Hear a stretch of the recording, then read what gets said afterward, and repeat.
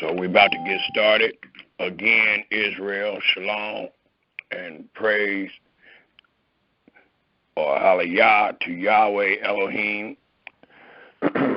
We got a presentation today that we're going to use to show Israel once again that we are not under the covenant of the law according to the law and the testimonies.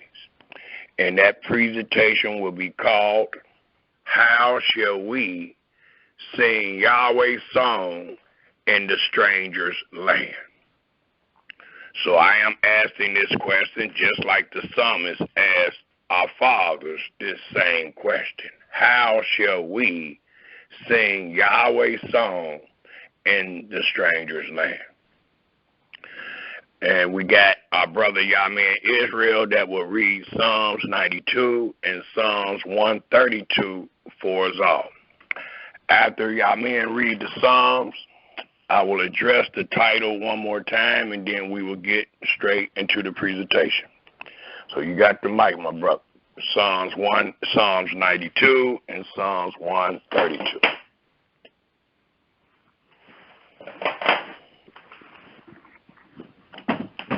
Shalom, everyone. As the brother stated, I would like everyone to turn to Psalms 92, please.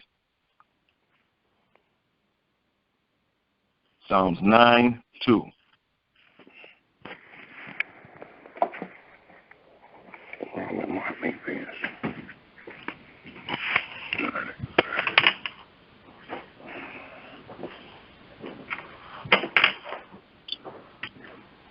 It reads, It is a good thing to give thanks unto Yahweh and to sing praises unto thy name, O Most High, to shew forth thy loving kindness in the morning and thy faithfulness every night, upon an instrument of 10 strings, and upon the psaltery, upon the harp with a solemn sound. For thou, Yahweh, hast made me glad through thy work. I will triumph in the works of thy hands. O Yahweh, how great are thy works, and thy thoughts are very deep. A brutish man knoweth not, neither doth a fool understand this. When the wicked spring as the grass, and when all the workers of iniquity do flourish, it is that they shall be destroyed forever. But thou, Yahweh, art most high forevermore. For lo, thy enemies, O Yahweh, for lo, thy enemies shall perish. All the workers of iniquity shall be scattered. But my horn shalt thou exalt like the horn of a unicorn. I shall be anointed with fresh oil. My eye also shall see my desire on my enemies, and my ears shall hear my desire of the wicked that rise up against me. The righteous shall flourish like the palm tree. He shall grow like a cedar in Lebanon. Those that be planted in the house of Yahweh shall flourish in the courts of our Elohim. They shall still bring forth fruit in old age. They shall be fat and flourishing, to shew that Yahweh is upright. He is my rock, and there is no unrighteousness in him. Hallelujah. Hallelujah. I would like everyone to turn to Psalms 132, please. Psalms 132.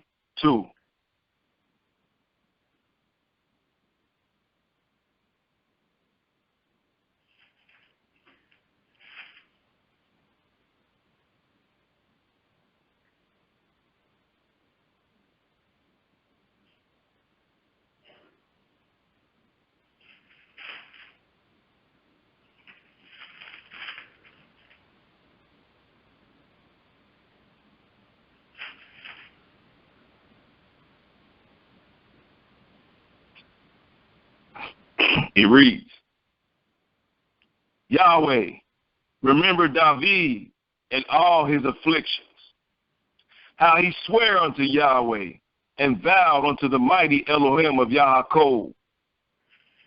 Surely I will not come into the tabernacle of my house, nor go up into my bed. I will not give sleep to my eyes, or slumber to my eyelids, until I find out a place for Yahweh, and habitation for the mighty Elohim of Yaakov. Lo, we heard it in Ephratah. We found it in the fields of the wood. We will go into his tabernacles. We will worship at his footstool. Arise, O Yahweh, into thy rest, thou and the ark of thy strength. Let thy priests be clothed with righteousness, and let thy saints shout for joy. For thy servant David's sake, turn not away the face of thine anointed. Yahweh hath sworn in truth unto David. He will not turn from it. Of the fruit of thy body will I set upon thy throne. If thy children will keep my covenant and my testimonies that I shall teach them, their children shall also sit upon the throne forevermore. For Yahweh hath chosen Zion. He hath desired it for his habitation. This is my rest forever. Here will I dwell, for I have desired it. I will abundantly bless her provision. I will satisfy her poor with bread. I will also clothe her priests with salvation, and her saints shall shout with for joy. There will I make the horn of David to bud. I have ordained a lamp for mine anointed. His enemies will I clothe with shame, but upon himself shall his crown flourish. Hallelujah! Hallelujah! Hallelujah! Hallelujah.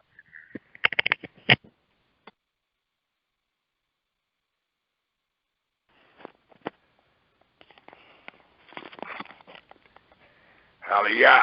And Shalom, Israel.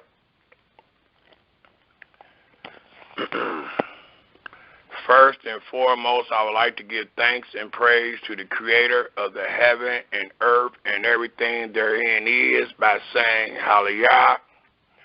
And I would like to greet the listening audience again by saying Shalom. Today we have a great presentation that we get to use once again to show the children of Israel that they are not under the covenant of the law this day. And not only are they not under the covenant of the law this day, but according to the curses that have befelled our fathers, we should be mourning more so than singing with joy. Because once we display this presentation, we will see, we that have eyes and can see, that Yahweh have taken away his peace, and he have taken away his merit and his joy. And many of us don't recognize these things because we don't know what the song of Yahweh really represent. The song of Yahweh represent his might. It represent his salvation. It represent his strength and the right hand that he used to deliver our fathers out of the iron furnace, which was none other than the land of Egypt. And when he delivered our fathers out of Egypt, he put these songs in our mouths that we were supposed to rehearse and sing out loud for the praise and glory of our Creator. Well, we have been cursed as a people, And being in our enemies' lands, we have been ridiculed, and we have been told to sing one of Yahweh's songs in the stranger's land. And today, we're going to see how the true Israelites took that ridiculing, and we should apply it to ourselves today to allow us to know that this is not a joyous moment, but a moment of mourning, a moment of sorrow. And we're going to start this great presentation out by us all turning our holy scriptures to the book of wisdom, which is Proverbs, the very first chapter. Proverbs, the very first chapter. And please, at this time, Israel, get yourself a holy scripture, a pen and a piece of paper, that you may jot down these most relevant scriptures that will be given this day on this particular subject matter, called again, How Shall We Sing Yahweh's Song in the Stranger's Land? And this song also comes by way of the covenant of the law.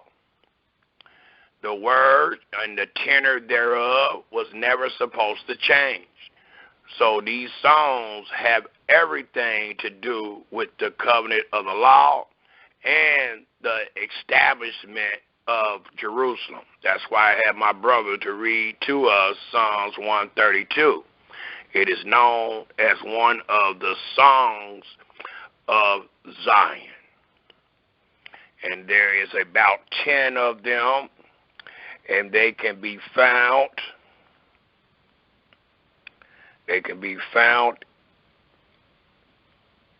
from Psalms 120 to 134, and also Psalms 135 and 136. Those are all known as the songs of, or the Psalms, should I have said, of Zion. And our enemy, when our fathers were going into Babylon, ridiculed our fathers and demanded them of a song. Today, the enemy don't even demand a song anymore. And we are just singing along to the extent that we have forgotten the glory of our Creator, and we have forgotten the great city called Zion. Let us turn our scriptures to Proverbs, the first chapter, and I would just like to read a few words out of this chapter, and I would like to start at the 20th verse. Proverbs 1 and verse 20. And it tells us in verse 20, wisdom cries without. She utters her voice in the streets. She cries in the chief place of the concourse, in the openings of the gates. In the city she utters her words, saying, how long, ye simple ones, will ye love simplicity? And the scorners delight in their scorning. And fools hate knowledge. Turn you at my reproof. Behold, I will pull out my spirit into you. I will make known my words to you. Because I have called, and ye refused. I have stretched out my hand, and no man regarded. But ye have set at naught all my counsel, and was none of my reproof. I also will laugh at your calamity. I will mock when your fear comes. When your fear comes as desolation, and your destruction comes as a whirlwind. When distress and anguish comes upon you, then shall they call upon me. But I will not answer. They shall seek me early, but they shall not find me. For that they hated knowledge and did not choose, please take note, the fear of Yahweh. They were none of my counsel. They despised all my reproof. When the Almighty tell us, he that defiled the Sabbath day should die. Therefore shall they eat of the fruit of their own way, and be filled with their own devices, as we are this day.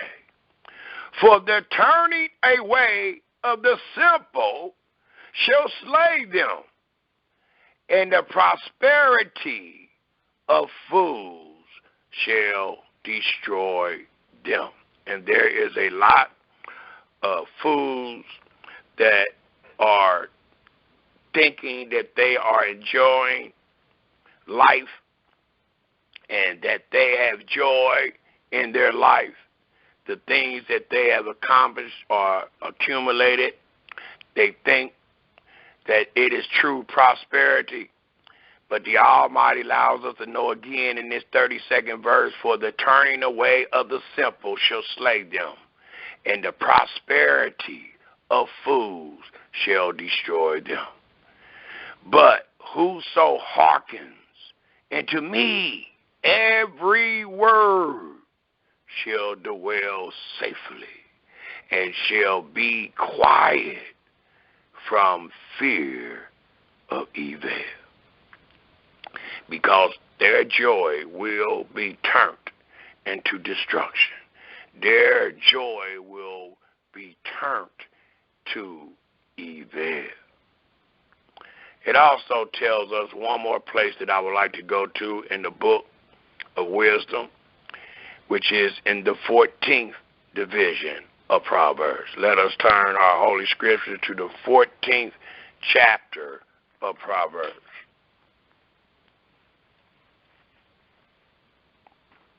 And it tells us in the 14th chapter of Proverbs, starting at the 5th verse.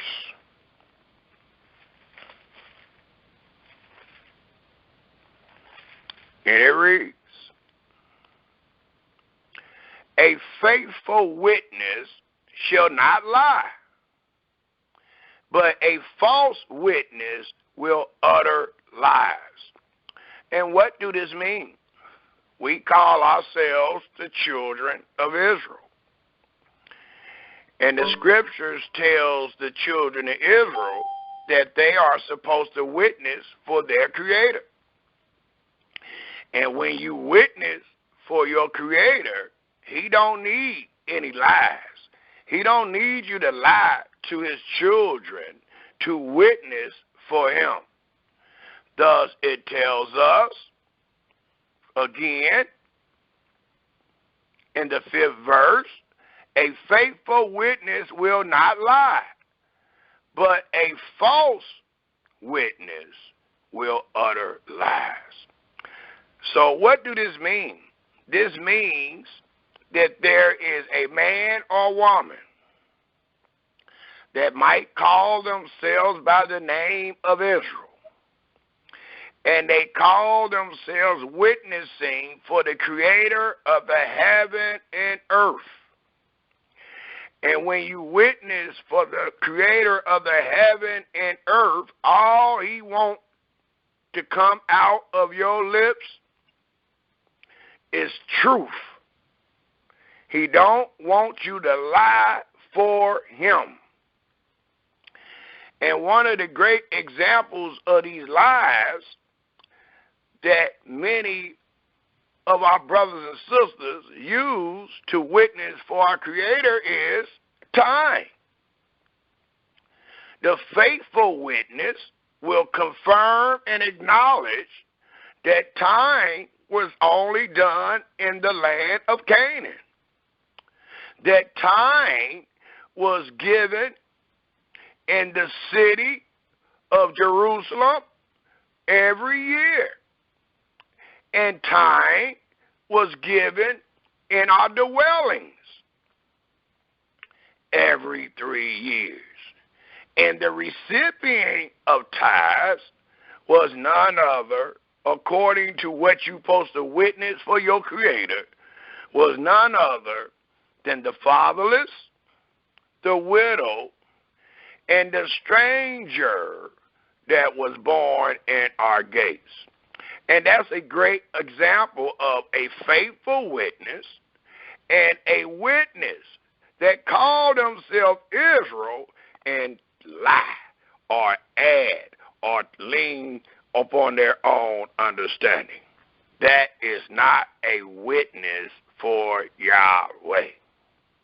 Thus it reads in the 6th verse. A scorner seeks wisdom and find it not. But knowledge is easy unto him that understands. Go from the presence of a fool, or go from the presence of a foolish man, when thou perceivest not in him the lips of knowledge. And if you are truly listening to our brothers and sisters, you should hear these lips that does not contain knowledge. It says, the wisdom of the prudent is to understand his way. It is wisdom for you to understand your way, where you going and where you come from and what you are doing in the place you find yourself today. It is wisdom to have the knowledge thereof. And many of us do not have that knowledge nor this wisdom. It tells us in the 9th verse, let me finish this 8th verse. The wisdom of the prudent is to understand his way. And that's what this presentation is set up for, to show Israel their way, to show Israel how they supposed to conduct themselves today, to show Israel what path they stand on this day. It tells us, but the folly of fools is deceit. And it is truly folly for one of our brothers or sisters to try to put us on a path that Yahweh have not directed. It is truly folly for one to say and think it will come to pass when Yahweh have commanded not. It is truly folly, Israel, and it is deceit. Fools make a mock at sin. They don't care what our fathers did. They say we can do it anyway. Damn what our fathers did. It's about us today. The scripture says, fools make a mock at sin. Our fathers sinned, Israel. They broke the great covenant of the law. They abhorred and despised and threw the words of Yahweh behind them. Today we mock that because we are the seed of those fathers. And we're saying that we can do it wherever we're at. That we can do what Yahweh commanded our fathers wherever we are at. That is mocking. The 10th verse reads, excuse me, let me finish that 9th verse. Fools make a mock at sin, but among the righteous, they that fear Yahweh and depart from evil, there is favor. The heart knows his own bitterness, and a stranger does not intermeddle with his joy. The house of the wicked shall be overthrown, but the tabernacle of the upright shall flourish.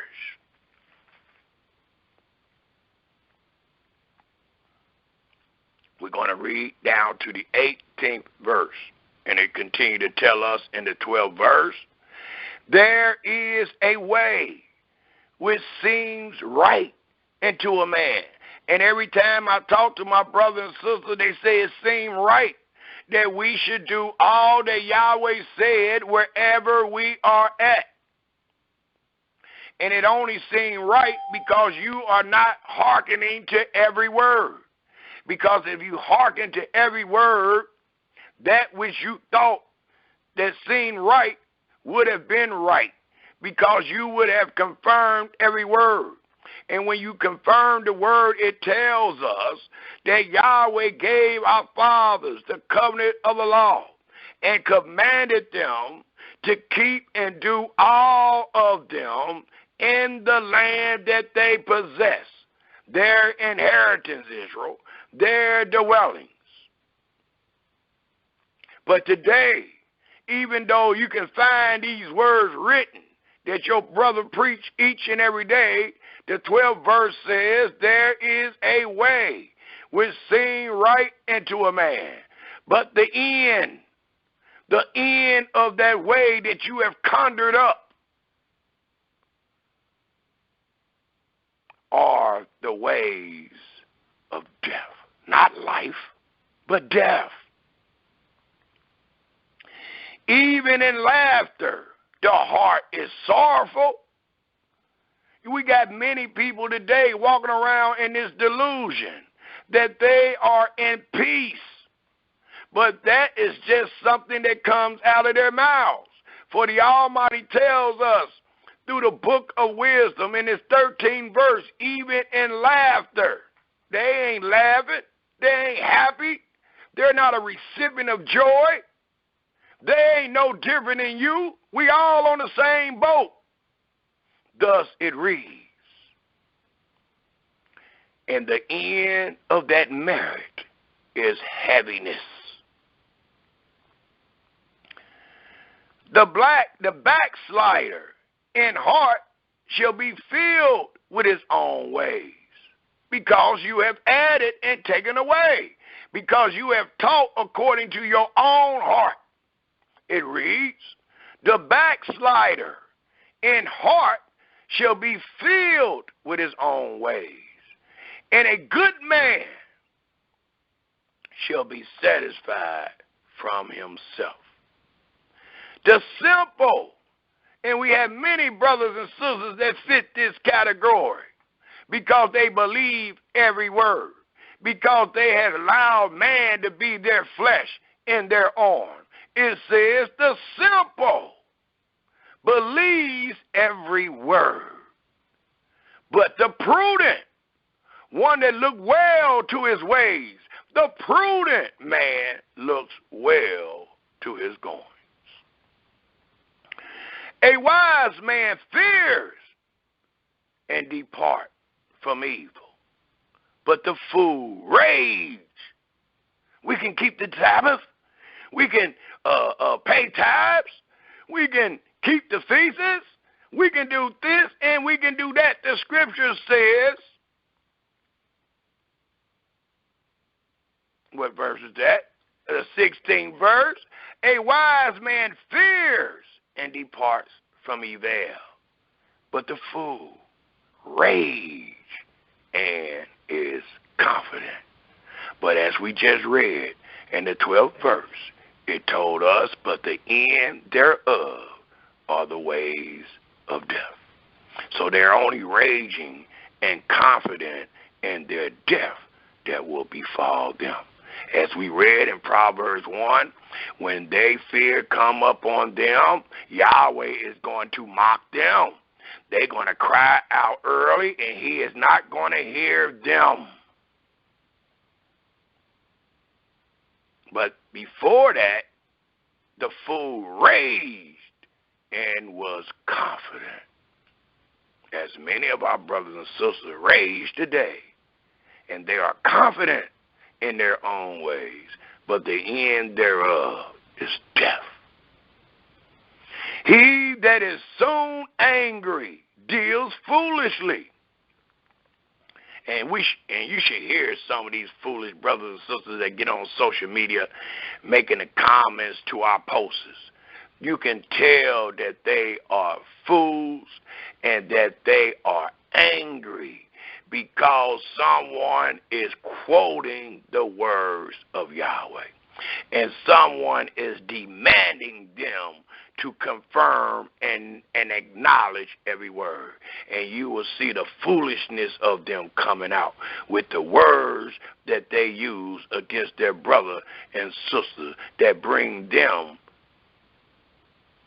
the voice of Yahweh. Thus it reads again in the 17th verse, he that is soon angry deals foolishly, and a man of wicked devices is hated. And this will be the last verse I will read in the 18th verse, and it reads, the simple inherits folly. That's all you're going to get. At the end of the day, you will be ashamed. But the prudent, the one that look well into his ways, the one that's going to study his steps, the one that's going to seek Yahweh and fear Yahweh and depart from evil, it tells us in the 18th verse, but the prudent are crowned with knowledge. So that's the way you can tell who the Spirit is upon, because the Almighty is going to continue to crown those individuals with knowledge. And every week we come with more and more knowledge. But not only do we come with the knowledge, we bring forth the wisdom and the understanding that goes hand in hand with every word that is written in your Holy Scriptures. And the Almighty said that that is a just reward for the prudent that look well to his ways, to the man or woman that is bold as a lion to quote my words. Again, it ends in the 18th verse by saying,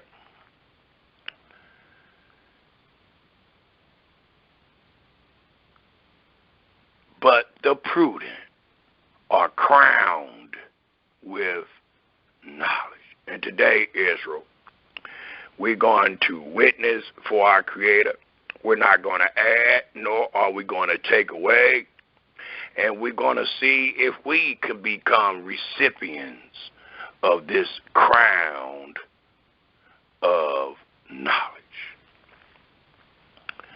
Let us turn our scriptures one more place in the book of wisdom, but this time we're going to Ecclesiastes, the 3rd chapter.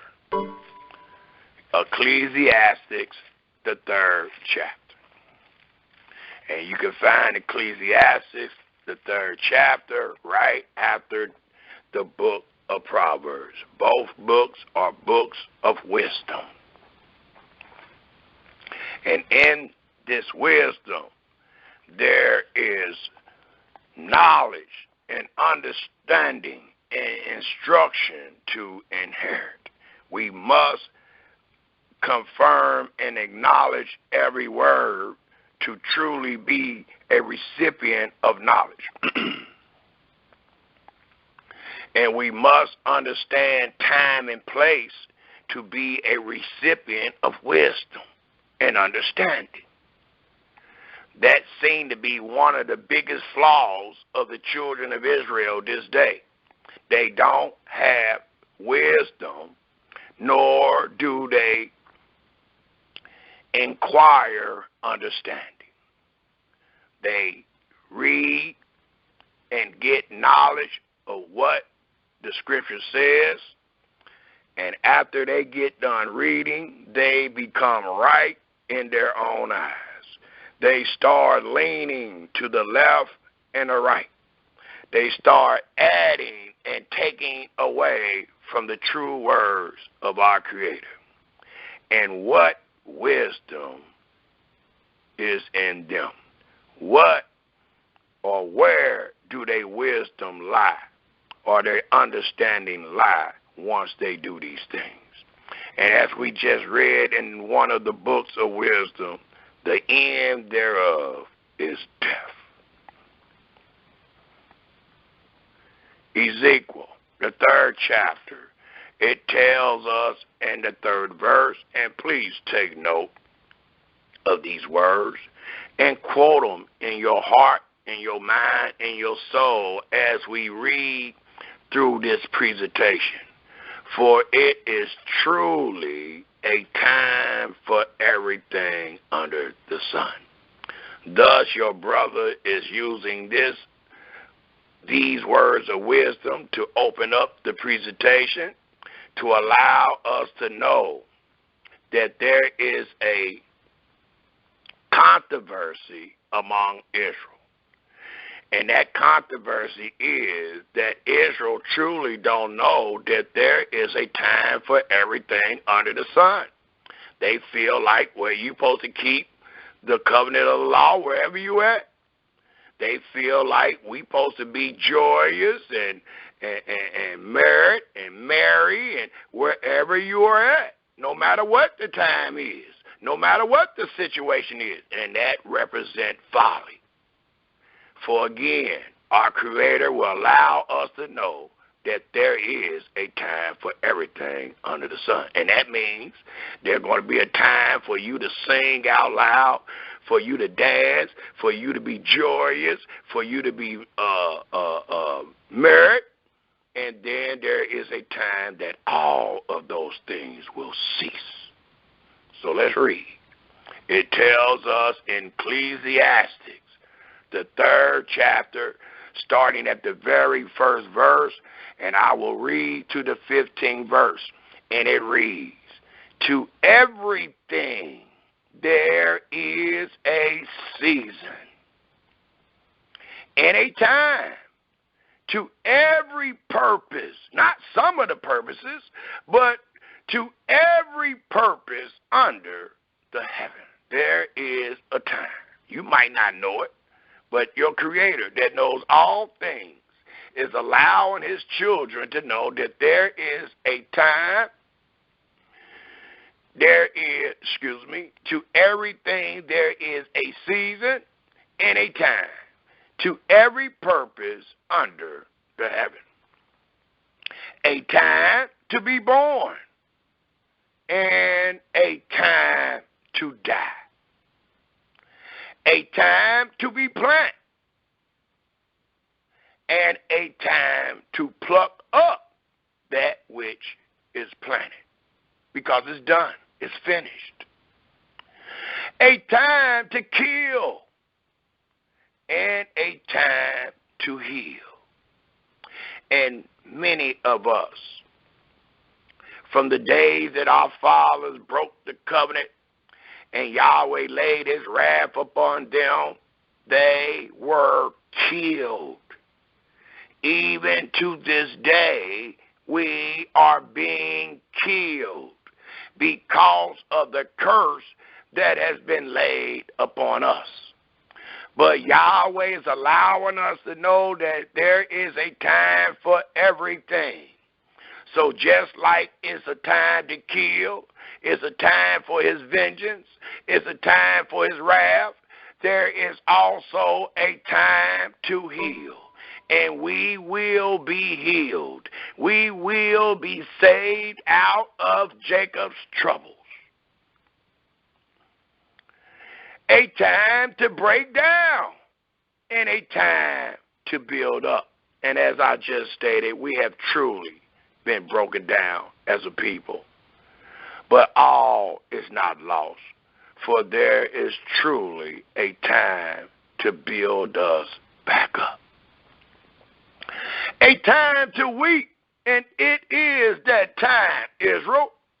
These are the times to weep and a time to laugh. A time to mourn. This is the time that Israel should weep and mourn. But there will be a time to dance. It is not this day.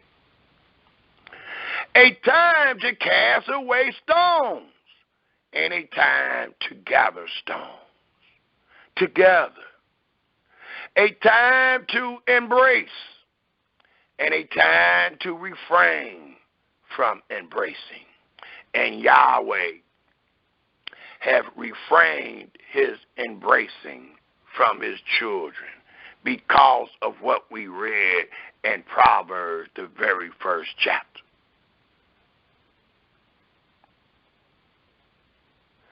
A time to get and a time to lose. We have lost all the sanctity, all the holiness, all the cleanness that was ordained upon us. We lost those things because our fathers forsook the covenant of the law. But it tells us in this 6th verse, a time to get and a time to lose, a time to keep and a time to cast away. And that time came upon our fathers. Thus we find ourselves cast in the four corners of this earth. A time to rend and a time to sow. A time to keep silent and a time to speak. A time to love and a time to hate. A time of war, and this is a time of war. Yahweh is fighting against you. And please rest assured, he will and has won. A time of peace, and we are waiting on the time of peace. And that time of peace will come once our warfare is over. What profit have he that works in that? Hold on. It says, what profit have he that works in that wherein he labors?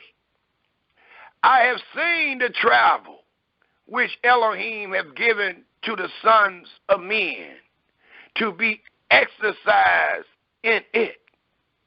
He has made everything beautiful in his time.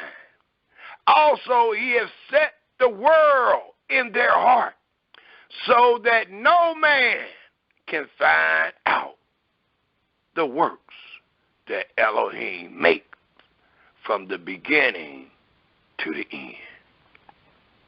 I know that there is no good in them, but for a man to rejoice and to do good in his life. And also that every man should eat and drink and enjoy the good of his labor. And that's how it was, for there is a time for everything under the sun. That's how it was when Yahweh was among us and when we inherit the land. Our mouths were full with laughter. We sung the songs of Zion. We sung the songs of Jerusalem. We sung the songs of Yahweh. Joy was in our lips. It reads, again in the 13th verse, and also that every man should eat and drink and enjoy the good of all his labor. It is the gift of Elohim. Well, as we have read, there is a time for everything under the sun. It is a time that Yahweh has taken the gift away from his children because of their disobedience and because of the instructions that was given concerning the covenant of the law. The 14th verse reads, I know that whatsoever, and please take note, Israel, I know that whatsoever Elohim does, it shall be forever. Nothing, Israel, can be put to it. Well, let's see, do we agree? For the Almighty told us, according to Leviticus, the 26th chapter, and according to Deuteronomy, the 28th chapter, he told our fathers to choose life or death, blessings or cursings. If we forsake the covenant of the law, we will be recipients of death and cursing. Who can say, and it come to pass when Yahweh command it not?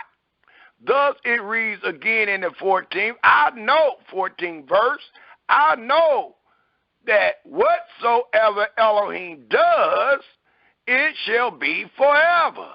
Nothing can be put to it, nor anything taken from it. Well, one thing that Yahweh have done that we all can witness is that he have cursed the children of Israel. He have uprooted them out of their land, and he has sent them into the land of their enemies. And the Almighty is allowing us to know this day, according to Ecclesiastes, the third chapter, there is a time for everything under the sun, and nothing can be put to it, nor taken from it. Thus we find ourselves, no matter how we confess that we are under the Sabbath, no matter how much we confess that we keeping the covenant of the law, nothing can be put to what Yahweh have done. Thus we still find ourselves in the enemy's lands, being servants and afflicted, because nothing can be put to it, nor anything taken from it. And Elohim does it. Why? That men shall fear before him.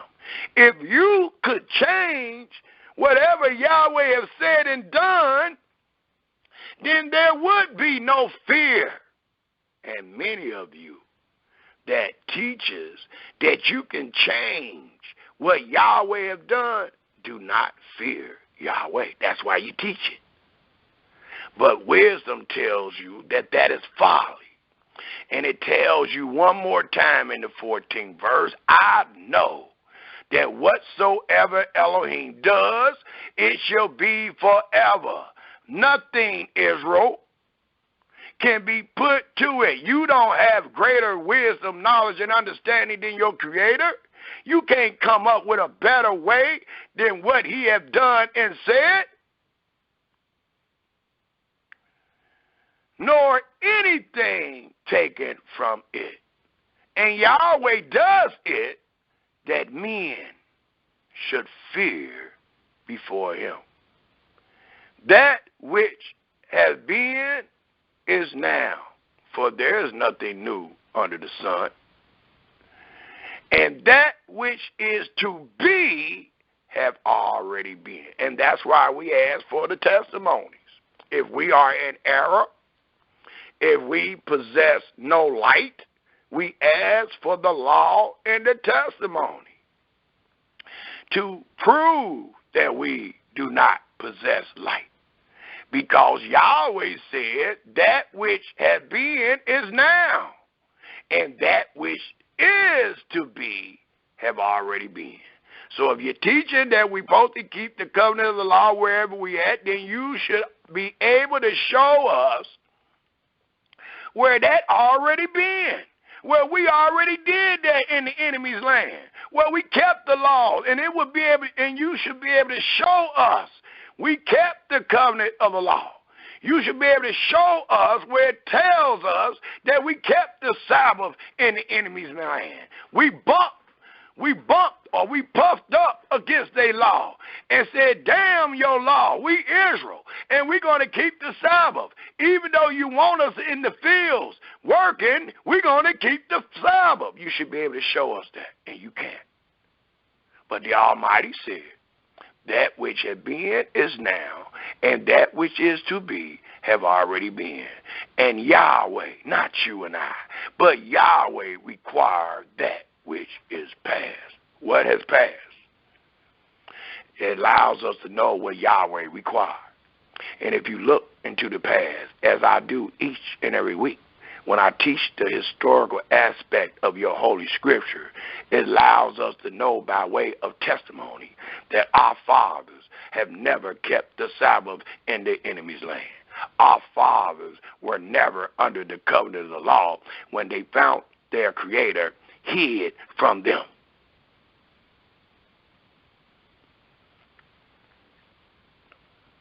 So let us jump straight into this great presentation, and I would like to start this great presentation by going to the book of Ezekiel. That's where I would like to start.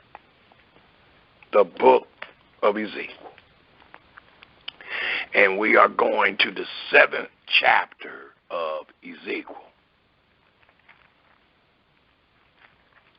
This is how we're going to start this, because we are teaching that the enemy approached us.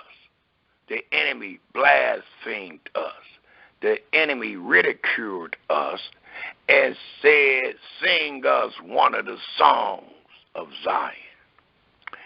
And the faithful men that understood their path, the prudent, spoke and said, how shall we sing Yahweh's song in the stranger's land? So I want to use this to show how all the holy things of Yahweh that he gave into his children ceased among them and among men.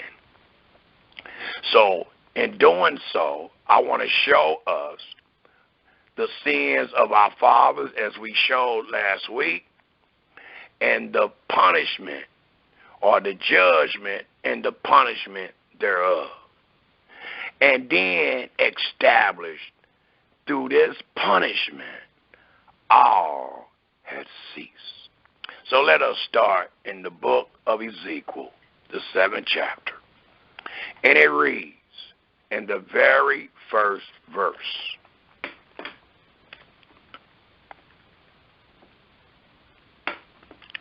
Moreover, the word of Yahweh came into me, saying, also, thy son of man, thus said Yahweh Elohim into the land of Israel. And the end is coming. We just read, there's a time for everything under the sun. There's a time for the beginning, and there is a time for the end. Well, the time has befallen our fathers because they broke the covenant of the law. They killed the prophets, and Yahweh was fed up with his children. Thus it reads, the end is come upon the four corners of the land. Now is the end come upon thee, and I will send my anger upon thee, and will judge thee. And please take note of the instructions and of the words. And if you do, it allows us to know that our fathers was judged and their punishment was received when they got kicked out of the land. We got brothers and sisters that's teaching their own thing. And they're teaching us that we're going to be judged when Yahweh returns. That is not the voice of the instructions. But the instructions allow us to know that we are judged before we got kicked out. That was one of the judgments. That was one of the punishments. Thus it reads, and will judge thee according to thy ways, and will recompense upon thee all, not some, but all thy abominations. And my eyes shall not spare thee, neither will I have pity, but I will recompense thy ways upon thee, and thy abominations shall be in the midst of thee, and ye shall know that I am Yahweh. Thus said Yahweh Elohim, and evil, and only evil, behold, is come, and end is come.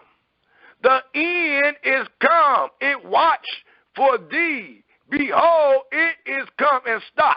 Let's stop, because we reading the knowledge, but we want to be recipients of wisdom and understanding. That way, by the end of this presentation, we will have a crown of knowledge upon our heads. And the only way we're going to do that, or be a recipient of that, we must understand, or we must be shown what Yahweh has said. And what he has just told us in these 6 verses, the end is come. If the end have come, cannot it represent ceasing?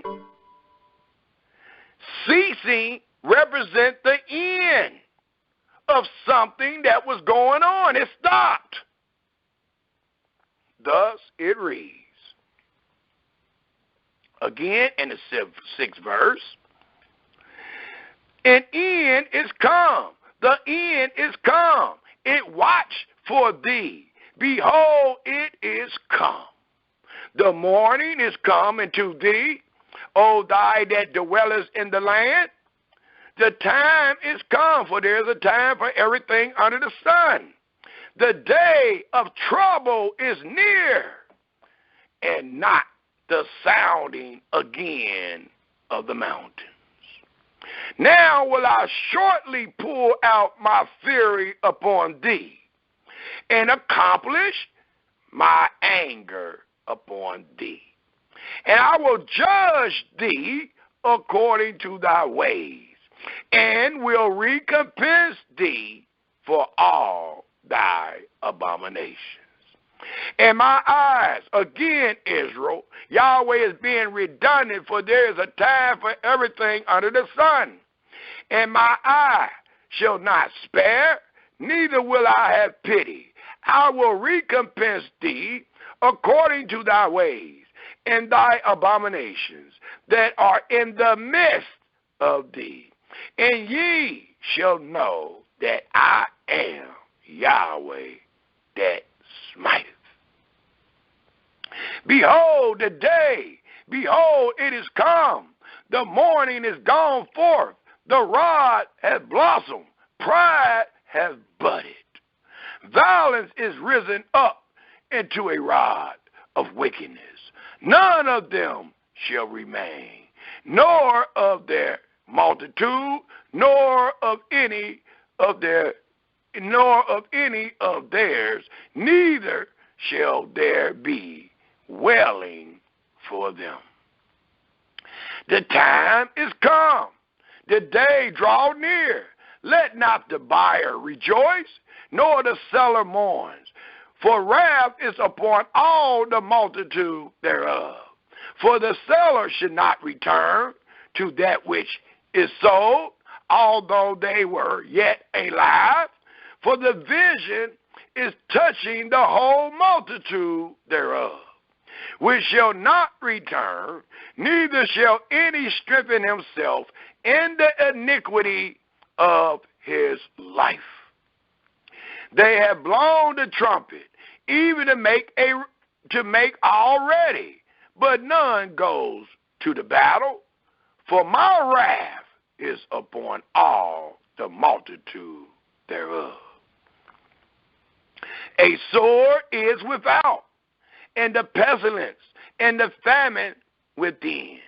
He that is in the field shall die with the sword, and he that is in the city, famine and pestilence shall devour him. But they that escape of them shall escape, and shall be on the mountains like doves of the valleys, all of them what? Mourning, every one for his iniquity. All hands shall be feeble, and all knees shall be weak as water. They shall also gird themselves with sackcloth, and horror shall cover them, and shame shall be upon all faces, and baldness upon all their heads. They shall cast their silver in the streets, and their gold shall be removed. Their silver and their gold shall not be able to deliver them in the day of the wrath of Yahweh. They shall not satisfy their souls, neither fill their bowels, because it is the stumbling, please take note, Israel, because it is the stumbling block of their iniquity. Riches, that is. As for the beauty of his ornament, he set it in majesty, but they made the images of their abominations and of their detestable things therein. Therefore have I set it far from them. And I will give it into the hands of the strangers for a prey, and to the wicked of the earth for a spoil, and they shall pollute it. And they did. My face will I turn also from them, and they shall pollute my secret place, the tabernacle, the temple, the building that Solomon built and placed Yahweh's name. It says, again in the 22nd verse, my face will I turn also from them, and they shall pollute my secret place. For the robbers shall enter into it and defile it. Make a chain, for the land is full of bloody crimes, and the city is full of violence. Wherefore I will bring the worst, please take note, of the heathen, and they shall possess their houses. And I will also make the prompt of the strong to cease. Please take note. Not only did the Sabbath cease, not only did the joy cease, not only did the marriage cease, not only did marriages cease, but it also tells us, what verse is that? In the 24th verse, wherefore I will bring the worst of the heathen, and they shall possess their houses, and I will also make the prompt of the strong to cease, and their holy places shall be defiled. And defiling of the holy places allows us to know that it is no longer holy, nor is it being used. But today we find ourselves in a defiled land, and we use it each and every day. It tells us in the 25th verse, destruction comes. This represents destruction that we see today. And they shall seek peace. And we got people today in the midst of destruction saying Shabbat Shalom. having to seek peace, for the Sabbath represents peace and joy. It says, destruction comes, and they shall seek peace, and there shall be none, as your brother teach each and every day. Mischief shall come upon mischief, and rumor shall be upon rumor. And we refute the rumors each and every week. Then shall they seek a vision of the prophet, but the law shall perish from the priest, and counsel from the ancient. Please take note. This is a great proof that the covenant of the law is broken this day. Because if it was not, you should be able to seek a vision of the prophet. But the scripture tells us you cannot. Why not? Because the law shall perish from the priest, and counsel from the ancient. Well, today you can't find the ancient nor the priest, and it is only because the law has perished, Israel. If not, show me the covenant of the law, show me the ancient men with instructions, and show me the prophet that have the vision. The 27th verse, the king shall mourn, and you don't even have a king today. It's talking about the kings that was living in the days of this judgment that befell them. But when we did have a king, it allows us to know there's a time for everything under the sun. At first, they joyed. At first, they sung. At first, they had peace and joy in their lips. At first, they were happy and full of joy. Now it tells us, because there is a time for everything under the sun. Now it tells us in the 27th verse, dealing with the king shall mourn. You see the opposite of joy? The king shall mourn, and the prince shall be clothed with desolation, and the hands of the people of the land shall be troubled. For there is a time for everything under the sun. And during this time, it was a time of trouble. Jacob's trouble.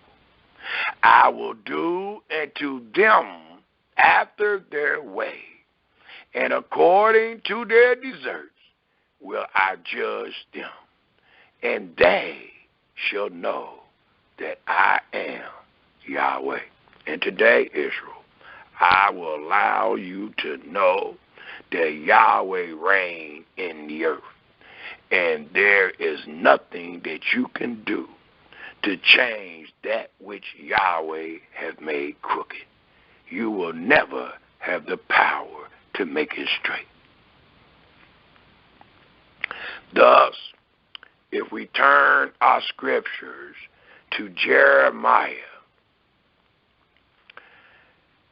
the 52nd verse. Jeremiah, the 52nd chapter. Sorry about that. And let's start reading at the 12th verse. Because we're going to learn today that the joy and the merit and the singing and the instruments and the feast days and the Sabbath and the covenant of the law have ceased. We think that these things are separate. When we kept the Sabbath, we didn't mourn. When we kept the Sabbath, we wasn't like the doves on the mountains, but instead we sung of joy. We gave praises and honor to the creator of the heaven and earth and everything therein is by glorifying all that he has said and done. And with those things that he said and done, we were obliged to follow every word. It was in our hearts and in our souls to be obedient to every word of Yahweh for all that he had done for the children of Israel when he brought them out of bondage, out of the iron furnace, out beyond or from him that was stronger than us. And it was a joy in our lips. And not only that, but the receiving of the land of promise. And Yahweh being among us, which represent the sign of the Sabbath, brought forth joy out of our lips.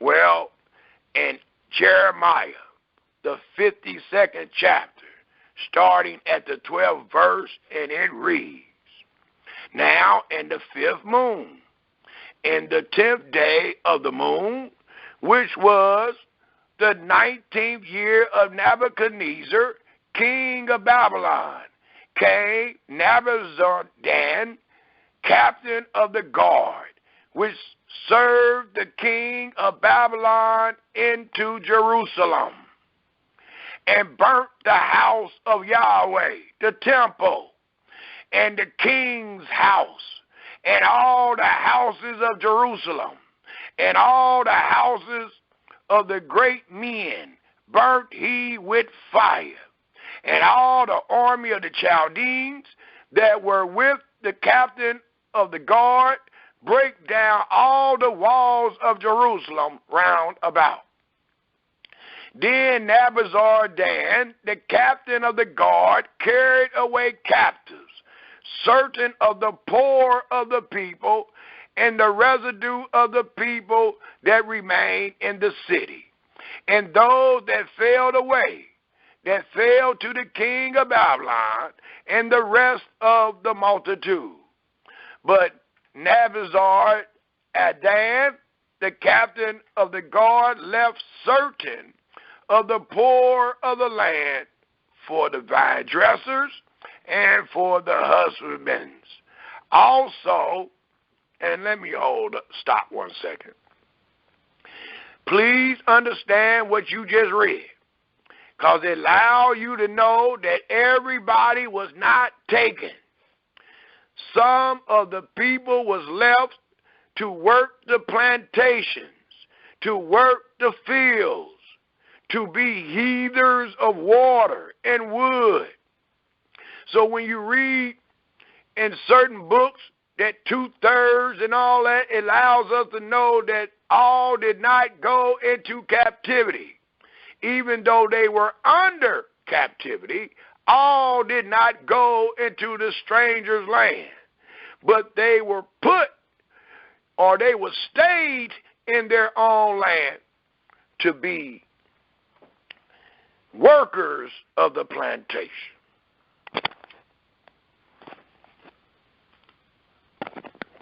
Please understand these words and search this out. It tells us, Israel, in the 17th verse, also the pillars of brass that were in the house of Yahweh, and the bases, and the brazen sea that was in the house of Yahweh, the Chaldeans braked and carried all the brass of them to Babylon. The cauldrons also, and the shovels, and the snuffers, and the bowls, and the spoons, and all the vessels of brass wherewith, please take note, they ministered, took they away. So all the things that were found in the temple that we used to worship and minister toward our Creator was taken away. But we're going to teach today, even without those things, we are worshiping and serving Yahweh. And that is an untruth. Why you think the Almighty sent Moses to Pharaoh and demanded that Pharaoh should let his son go? Was it that he may vacate, or was it that he may serve Yahweh? It was told that Pharaoh should let Israel go, that they may serve their Creator. But we teach today, we don't need Pharaoh to let us go to serve Yahweh. Well, that's what Yahweh told Moses. They teach today, we don't need the temple to worship Yahweh, nor none of the things our fathers used to minister to our Creator. It tells us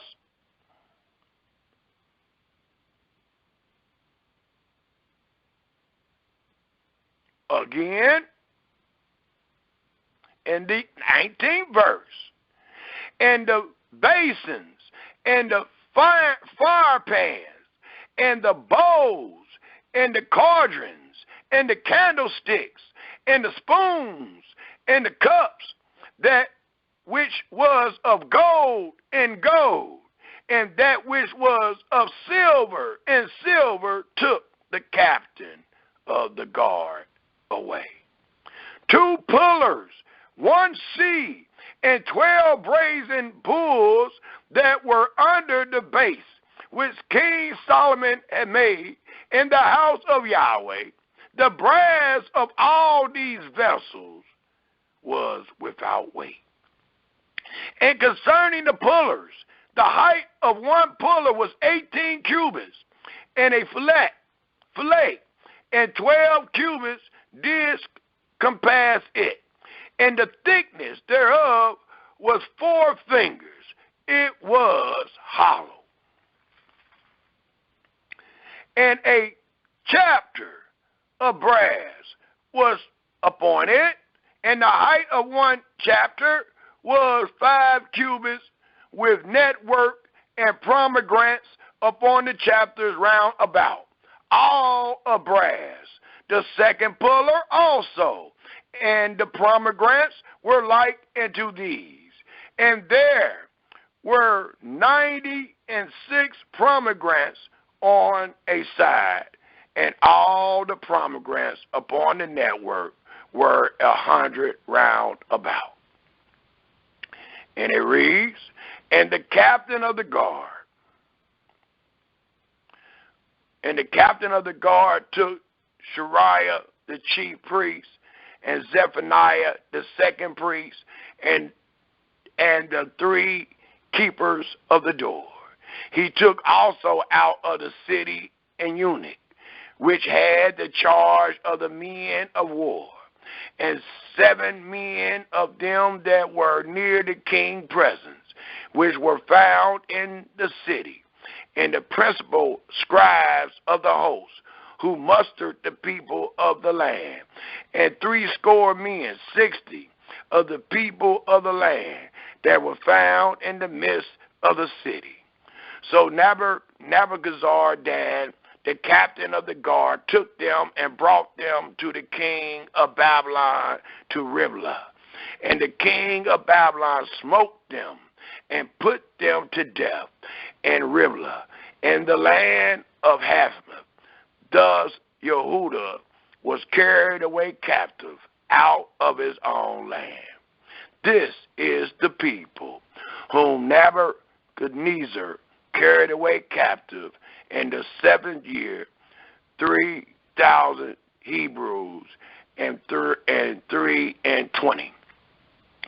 In the 18th year of Nebuchadnezzar, he carried away captives from Jerusalem, 832 persons.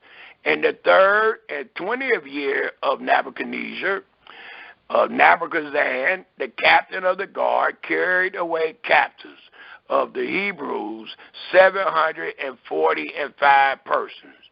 All the persons were 4,600.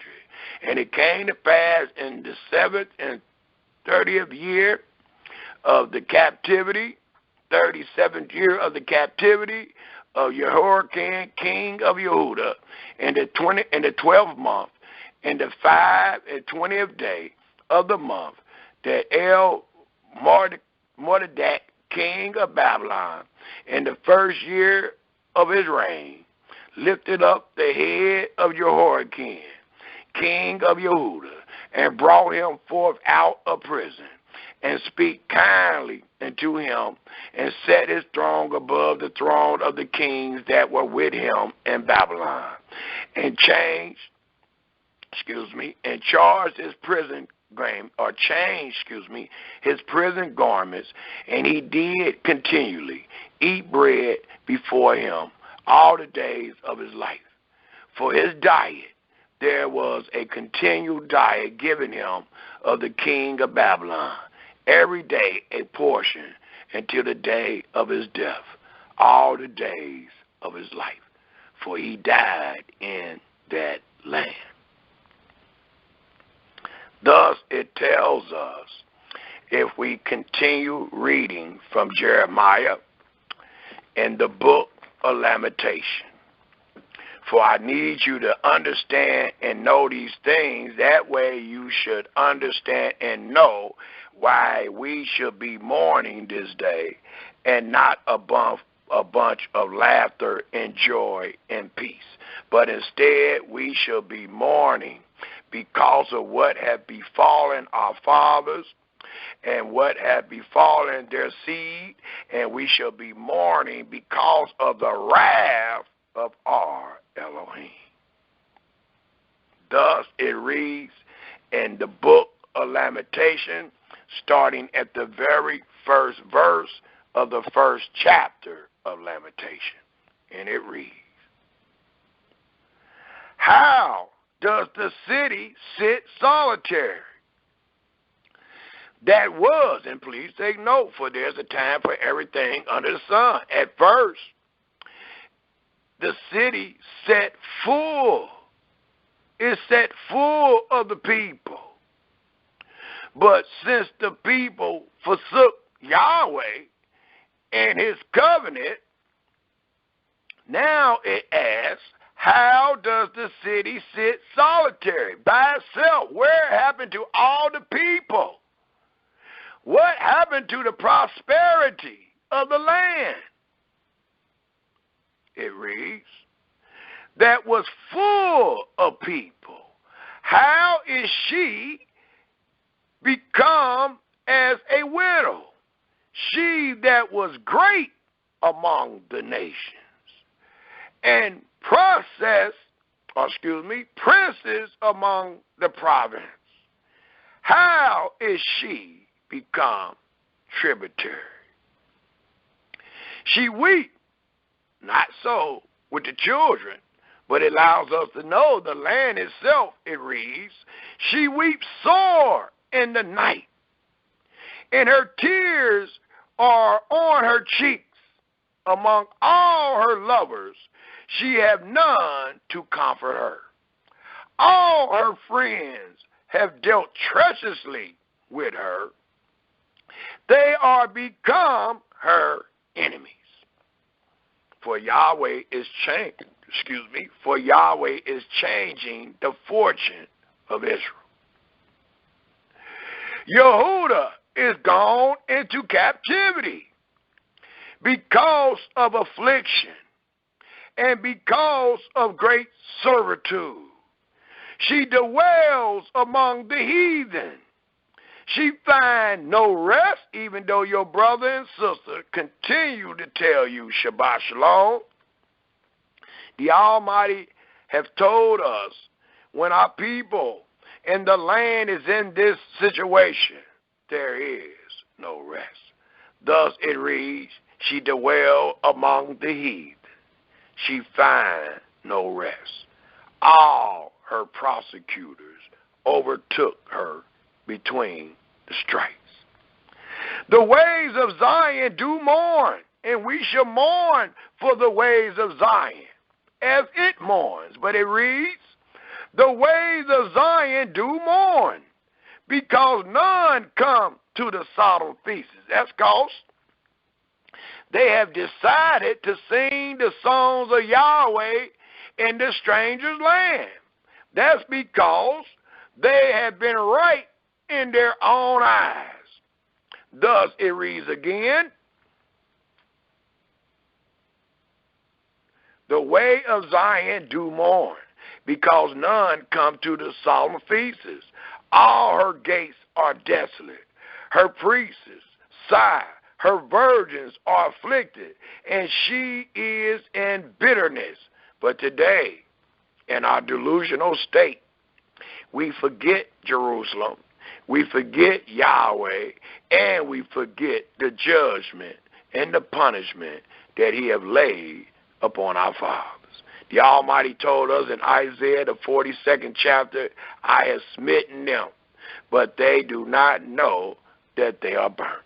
They don't even know I have set them on fire because of their delusional state, because they don't understand the path that Yahweh has set his children on for their disobedience. Thus it reads again in the 4th verse, the ways of Zion do mourn, because none come to the solemn feasts. They in America and abroad keeping them. All her gates are desolate. Her priests sigh. Her virgins are afflicted, and she is in bitterness. Her adversaries are the chief. Her enemies prosper, for Yahweh have afflicted her for the multitude of her transgressions. Her children, please take note, are gone into captivity before the enemy. And from the daughters of Zion, all her broody is departed from her. Her princes are become like harts that find no pasture, and they are gone without strength before the pursuer. Jerusalem remembered in the days of her affliction and of her miseries all her pleasant things, and that's what shall allow you to mourn even so, remembering the pleasant things, remembering the holiness and the blessings that was instilled upon you. And now those things have ceased. Thus you are remembering.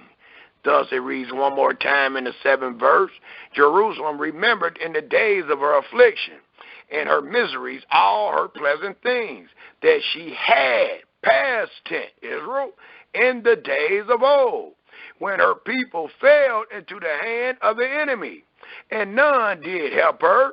The adversary saw her and did mock at her Sabbaths. Not only mocked at her Sabbath, but mocked at their glory and their strength. Thus they said, sing us one of the songs of Zion. It reads in the 8th verse, Jerusalem has grievously sinned. Therefore she is removed. Please take note why you find yourself where you are at. You're not here to vacate. You're not here to have a good time. The scripture says the only reason you find yourself in the enemy's land, it reads, again in the 8th verse, Jerusalem has grievously sinned. Therefore she is removed. All that honor her, despise her, because your honor has ceased, because they have seen her nakedness, her sin, her judgment. Yea, she sighed and turns backwards. Her filthiness is in her skirts. She remembered not her last end. Therefore she came down wonderfully. She had no comforter. O Yahweh, behold my affliction, for the enemy have magnified himself. The adversary has spread out his hands upon all her pleasant things. For she hath seen that the heathen entered into her sanctuary, whom thou did, please take note, because it ceased, whom thou did command that they should not enter into thy congregation. All her people sigh. They seek bread. They have given their pleasant things for meat to relieve their soul. See, O Yahweh, and consider, for I am become veiled. This is it, nothing to you, all ye that pass by. Behold and see if there be any sorrow like unto my sorrow. And this sorrow is beyond human comprehension. It cannot be compared to anybody else's sorrow. Thus, you should know that you should be sorrowful this day, which is done unto me, wherewith Yahweh hath afflicted me in the day of his fierce anger. From above have he sent fire into my bones, and it prevails against them. He has spread a net for my feet. He hath turned me back. He hath made me desolate and faint all the day. The yoke of my transgressions is bound by his hand.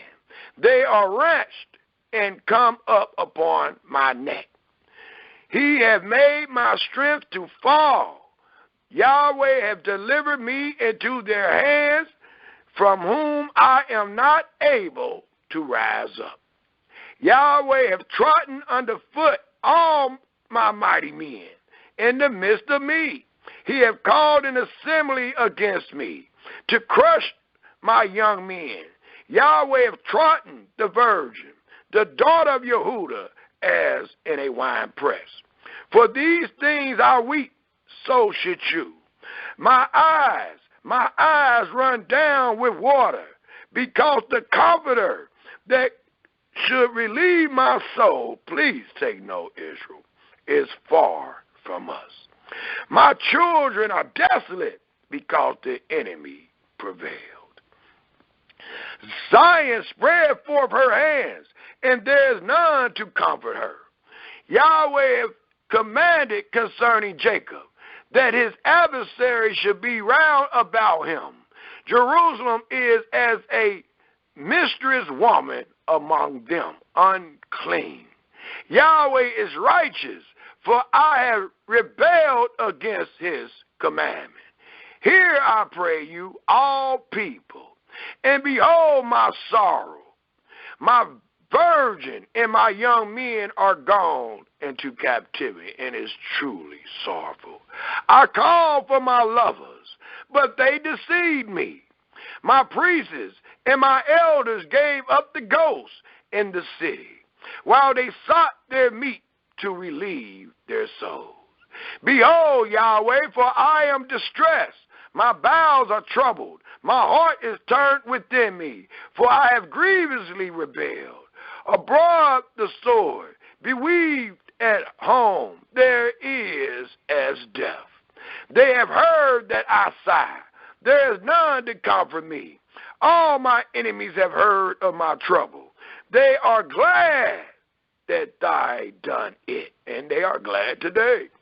Thy will bring the day that thou hast called, and they shall be like unto me, for there is a time for everything under the sun.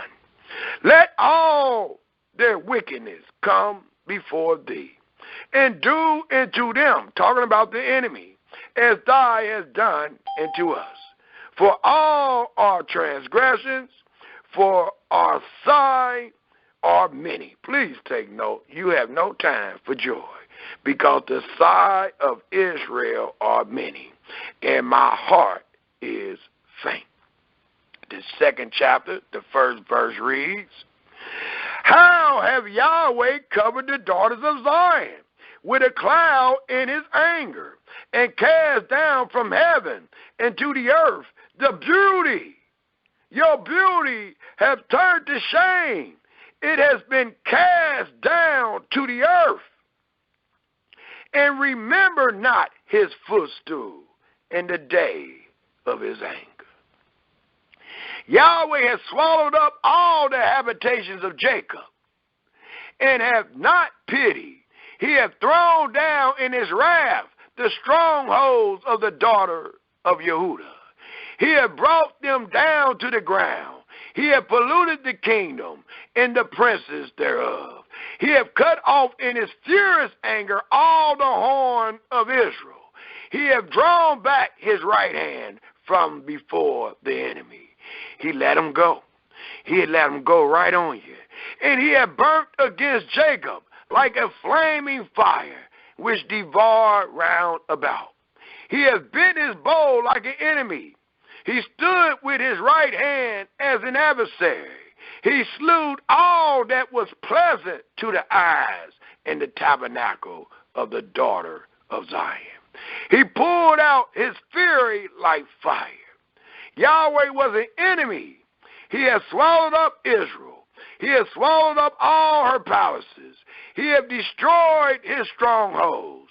He has increased in the daughters of Yehudah. What? Mourning and lamentation. And he has violently taken away his tabernacle. And this tabernacle here represents the temple. The tabernacle that is found in the 4th chapter represent dwellings, dwelling places or houses.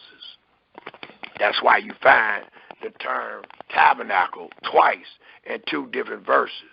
The term tabernacle in the 4th verse is found in your Hebrew concordance under 168. In verse 4, the word tabernacle is found in your Hebrew concordance under 168, which simply means one's dwelling place or house.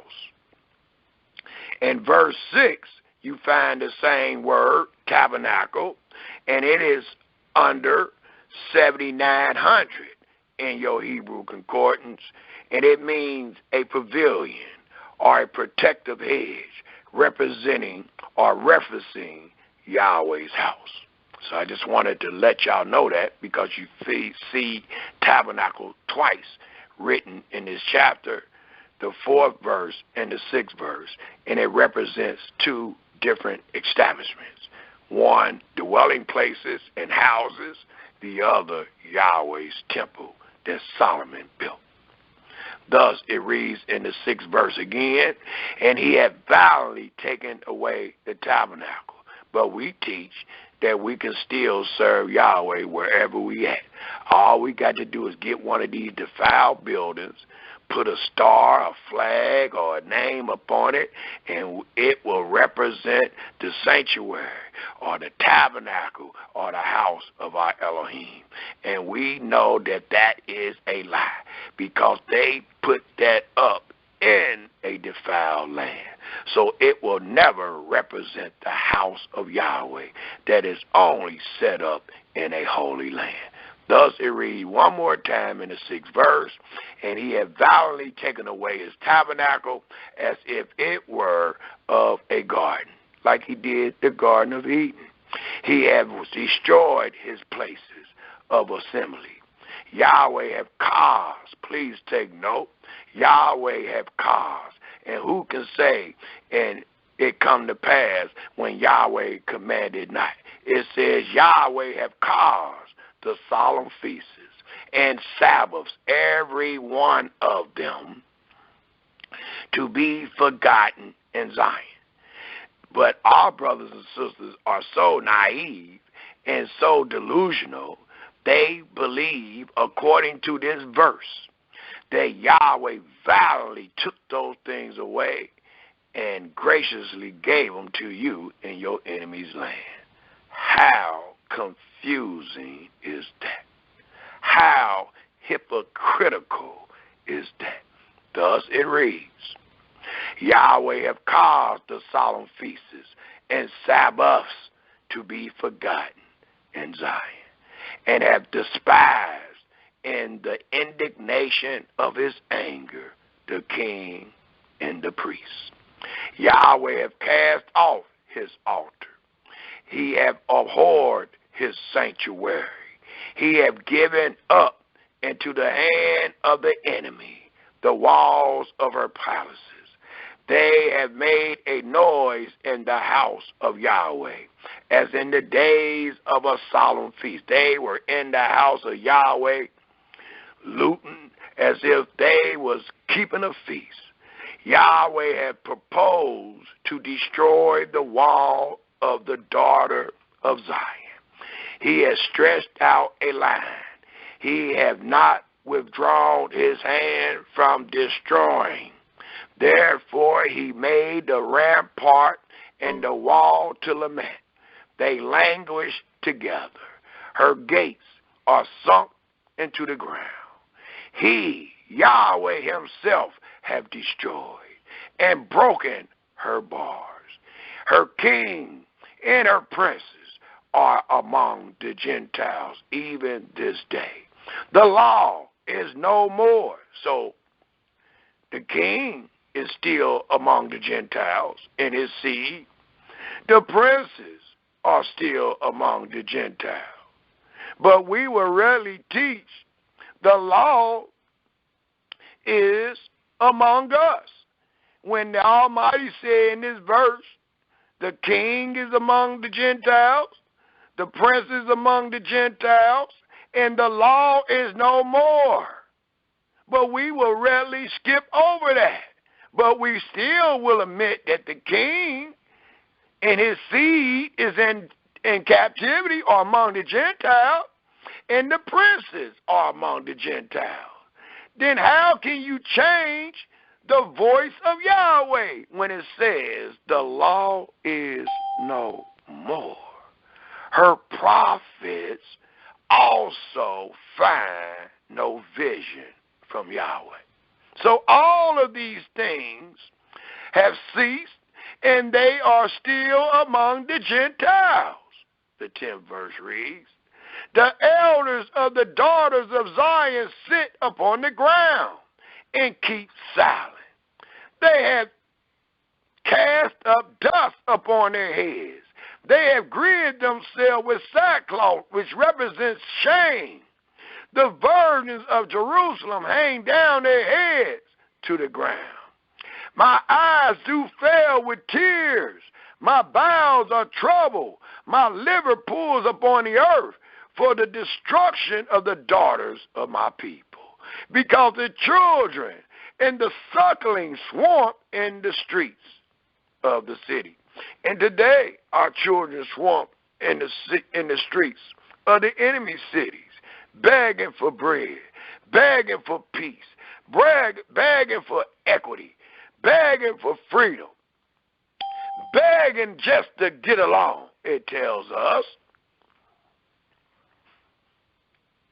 They say to their mother, where is corn and wine? To the extent they'll go out there and get it themselves today, with their hustling, with their gun, with their deceit, and with their evil. They say to their mothers, where is corn and wine? When they swoon as the wounded in the streets of the city. When their soul was pulled out into their mother's bosom. What thing shall I take to witness for thee?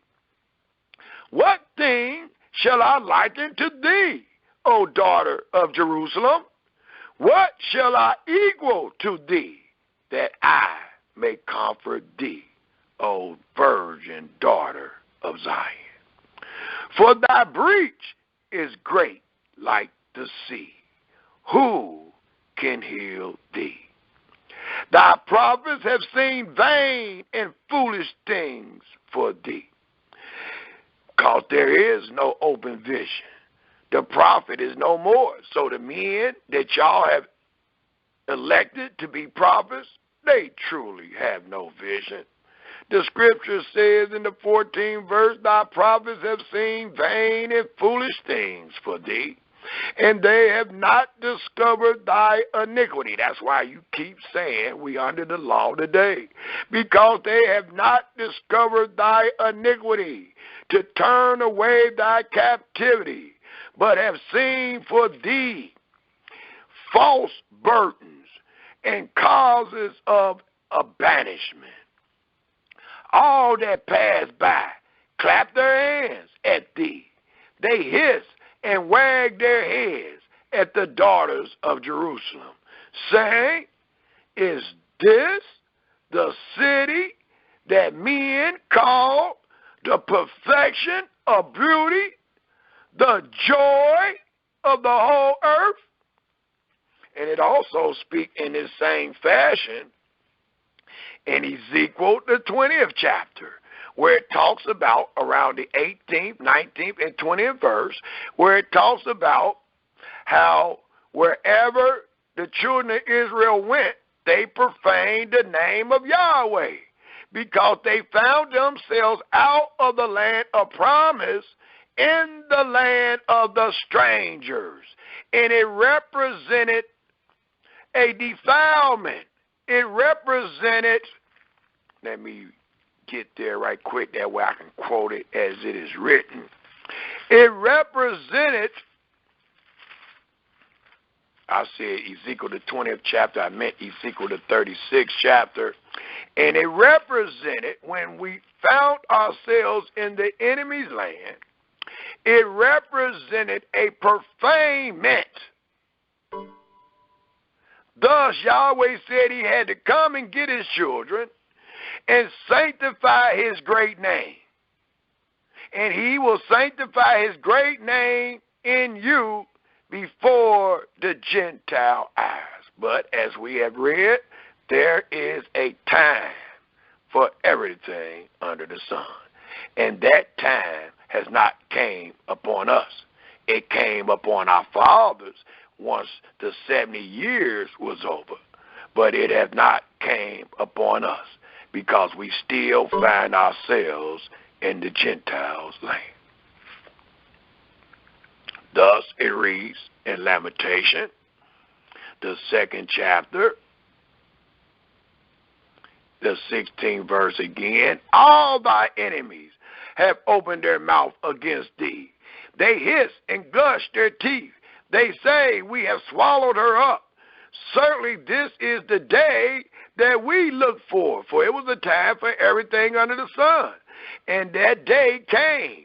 And the day that came represented destruction. All the holy things and all the joyous and peaceful things ceased among these people. And the heathen said, this is the day that we looked for. We have found, we have seen it. Yahweh have done that which he have devised.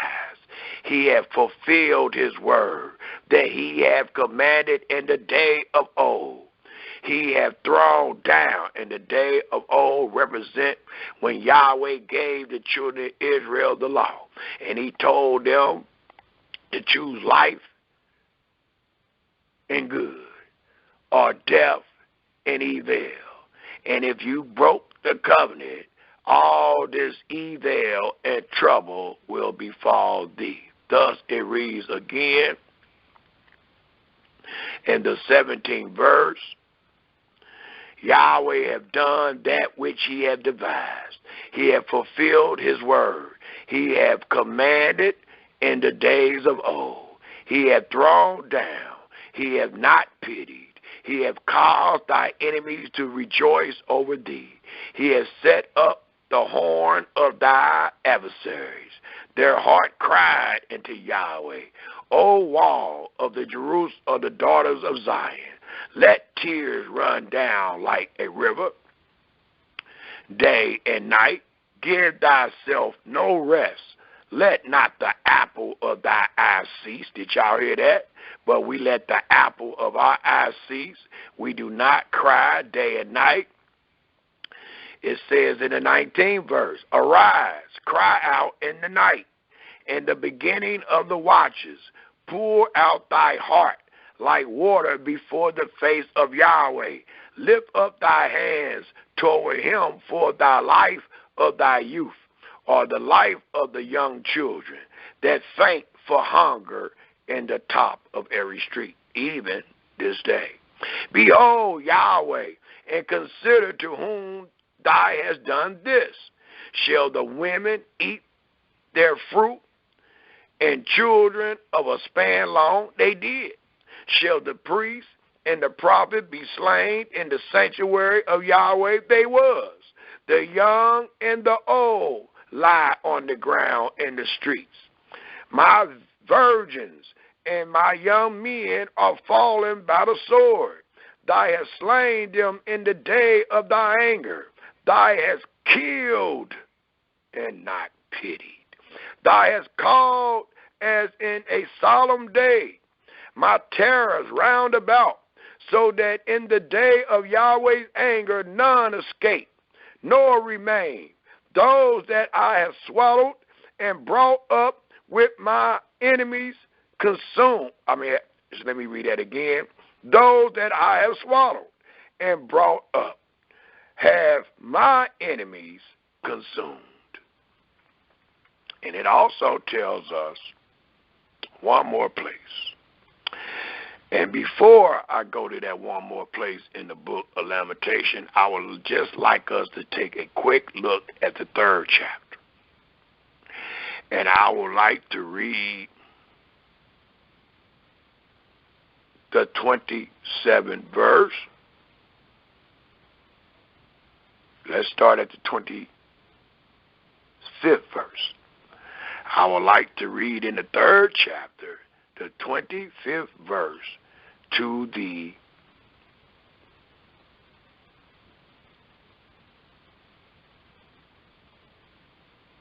41st verse.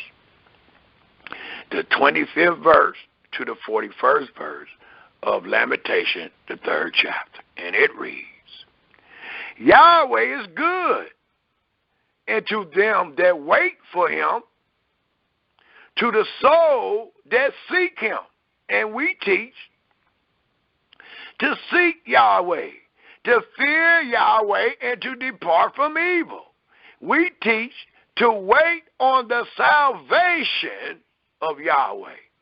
Thus, even though we find ourselves in hell, the words of Jeremiah to the people says again in the 25th verse, the Yahweh is good, and to them that wait on him, to the soul that seek him. It is good. Please take note. It is good. You want to know the good thing to do? Today it says it is good that a man should both hope and quietly wait for the salvation of Yahweh. I said, you want to know what you can do today that represent good? It tells us, hope and quietly wait for the salvation of Yahweh. And he said those that do that, it's good. As it says to those in Isaiah, the 24th chapter, dealing with the good figs. They hoped and quietly waited for the salvation that Yahweh brought for them and brought them out of Babylon. It tells us, Israel, in the 27th verse, it is good for a man that he bear the yoke in his youth. He sits alone and keeps silence because he have borne it upon him.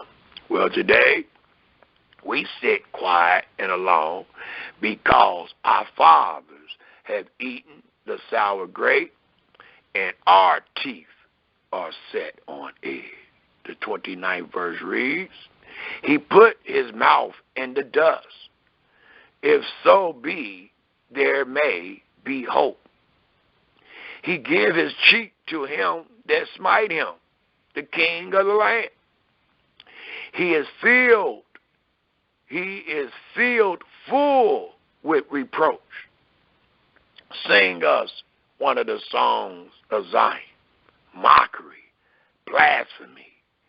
For Yahweh will not cast off forever, but though he cause grief, for there's a time for everything under the sun. So Yahweh will not cast off forever, but though he cause grief, yet will he have compassion according to the multitude of his mercies.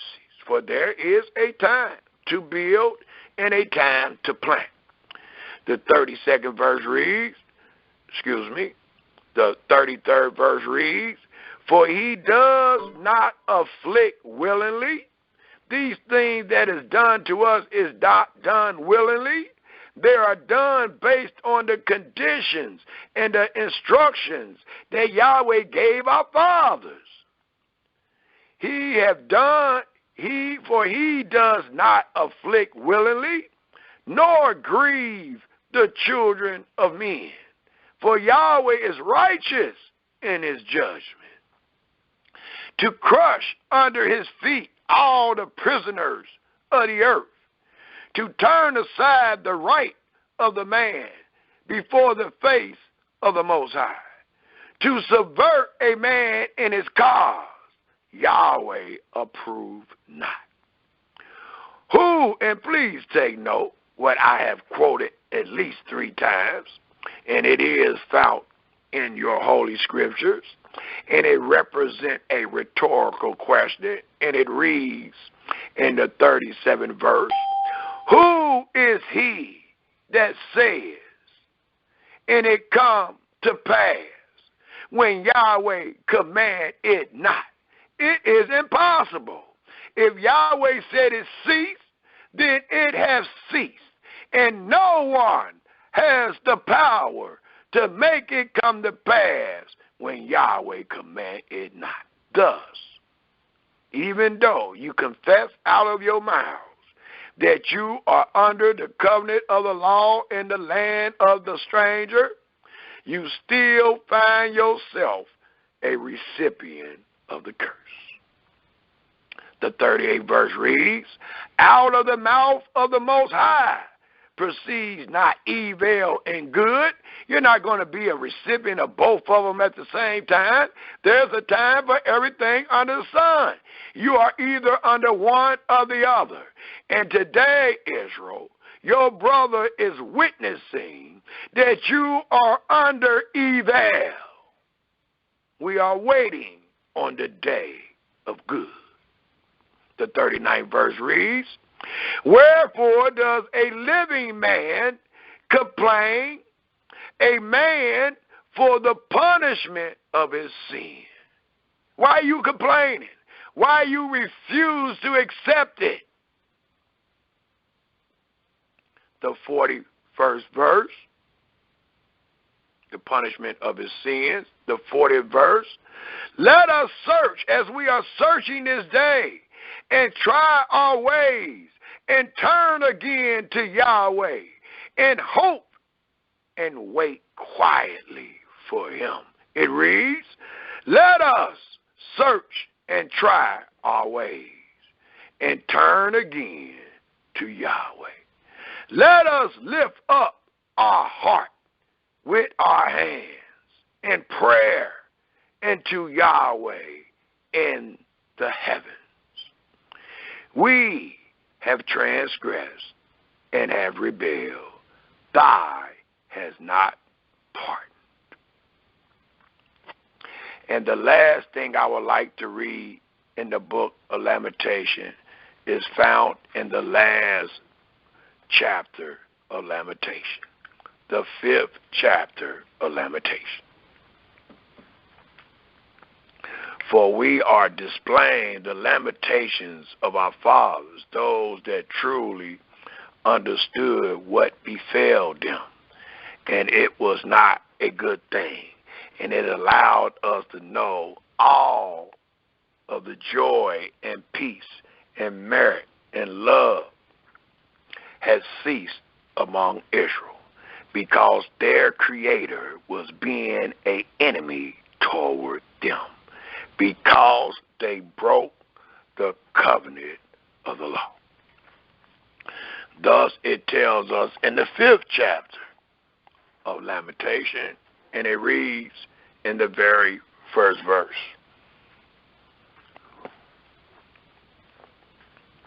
remember, Yahweh, what is come upon us. Consider and behold our reproach. And there is a great reproach upon us this day. This reproach is so great. It is, as we read in Lamentations, the 2nd chapter, when it says, "For thy breach is great like the sea. Who can heal us?" And that is the same distance dealing with our reproach. The 2nd verse reads, "Our inheritance, the land that spewed us out, your dwellings, Israel, is turned to strangers. Our houses that were in your dwellings, Israel, have been turned to aliens, those that were not burnt to the ground. We are orphans and fatherless. Our mothers are as widows. We have drunken our water for money. Our wood is sold into us. Our necks are under prosecution. We labor and have no rest, even though our brothers say Shabbat Shalom.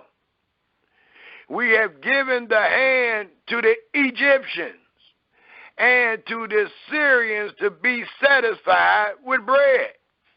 And many times this is done like what we just seen came upon us not long ago, the presidential election. We chose different leaders of different lands to satisfy us with bread. We gave our hand. We was conspired with them. We trusted in them. And as we read in the earlier Lamentations, all our lovers forsook us. Well, Egypt and Assyria would have been two of the lovers. And it lets us know that we gave our hand to the lovers, the 7th verse, to be satisfied with bread, the 7th verse reads. Our fathers have sinned, that's why we here, and are not. They are dead. They are gone. And we, the children, the seed of those fathers, carry their iniquities. Not your own, but you're carrying theirs. You're being punished for the grape that your father ate. And you will be forgiven. But right now, there's a time for everything under the sun. So it tells us, our fathers have sinned and are not. They are gone. They are dead. And we, the seed of the fathers, have borne or carried their iniquity. In doing so, it tells us in the 8th verse, servants have ruled over us. There is none that does deliver us out of their hand, even to this day. Even though we see our sons and our daughters dying on a daily, even though we see our sons and our daughters marching and protesting for equality, for justice, the scripture tells us, and our eyes have even seen it so. It reads, servants have ruled over us. There is none that does deliver us out of their hand. We got our bread with the pearls of our lives because of the sword of the wilderness. Our skin was black like an oven because of the terrible famine. They ravished the women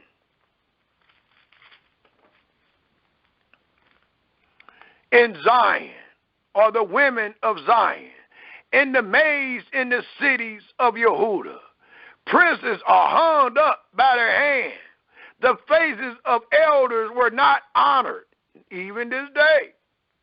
They took the youth or the young men to grind, and the children fell under the wood. The elders have ceased, just like the law, just like the prophet, just like the vision, so as the elders have ceased from the gate. The young men, and we know they ceased from the gate because we just read how Nebuchadnezzar took them. It reads, so if he took them, they're not there no more. And if they are not there no more, it has ceased. The young men from their music. The young men have been taken from their music. The joy of their lips, the joy of their life has ceased. Not so today. We got brothers and sisters making album after album with the wrong lyrics, praising themselves and singing about the songs of Zion while they find themselves in the land of the strangers, which the prudent said they would never do. Well, I guess the brothers and sisters that's doing it today were not of the prudent. It tells us, Israel, again in the 14th verse, the elders have ceased from the gate, those that understood the right path, those that could warn the children of Israel of their ways and their doings. It tells us also the young men from their music, the music that was set up by King David and Solomon to sing praises to Yahweh, to glorify his name and his deeds. These things have ceased because today the children of Israel find themselves in the land of the strangers. The crown is fallen from our head. Woe are damned into us that we have sinned. For this our heart is faint. And many of us that understand these things today, your heart is faint within thee. For these things our eyes are dim. Because of the mountain of Zion, which is desolate, the foxes walk upon it. Thy Yahweh remaineth forever, thy throne from generation to generation. Wherefore does thy forget us forever? Please take note that you are not under the covenant of the law, nor the Sabbath, nor the sign of the Sabbath is among you, because it tells us in the 20th verse with a question. Wherefore does thy forget us? How are you going to be under the covenant of the law and Yahweh forgetting you at the same time? And forsake us for so long. How are you under the covenant of the law and Yahweh forsaking of you? The 21st verse reads, turn thy us into thee, Yahweh, and we shall be turned. Again, Yahweh, again, Israel. Who can say, and it come to pass, when Yahweh commanded not? Thus, Jeremiah, in his lament, is asking Yahweh to turn us into thee, Yahweh, and we shall be turned. So all it takes is Yahweh to end his wrath and say, return. And guess what, Israel? We are going to return. Thus it reads one more time, turn thy us into thee, Yahweh, and we shall be turned. Renew as we need. Renew our days as of old. Well, why do you need Yahweh to renew our days as of old if the days of old have not ceased. The only reason you need to be restored, the only reason you need to be renewed is because all the things of old have ceased. And you are no longer under them. Thus Jeremiah is praying to Yahweh, turn thy us into thee. It don't say we turn into thee. He asking Yahweh to give us the strength to return when you tell us to return.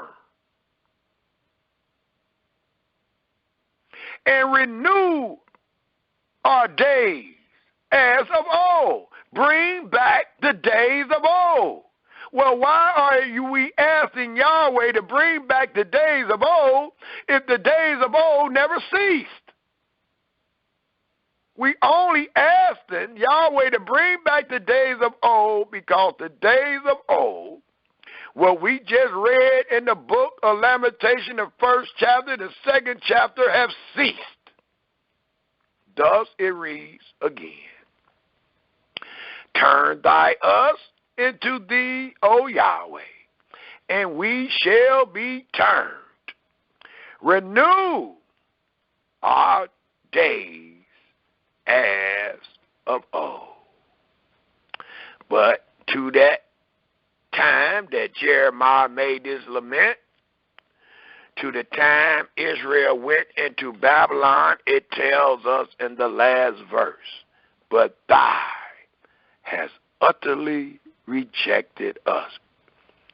All the holy things have truly ceased, Israel, if you have been utterly rejected. Thou art very wroth against us. It allows us to know that Yahweh's hand is stretched out still against Israel.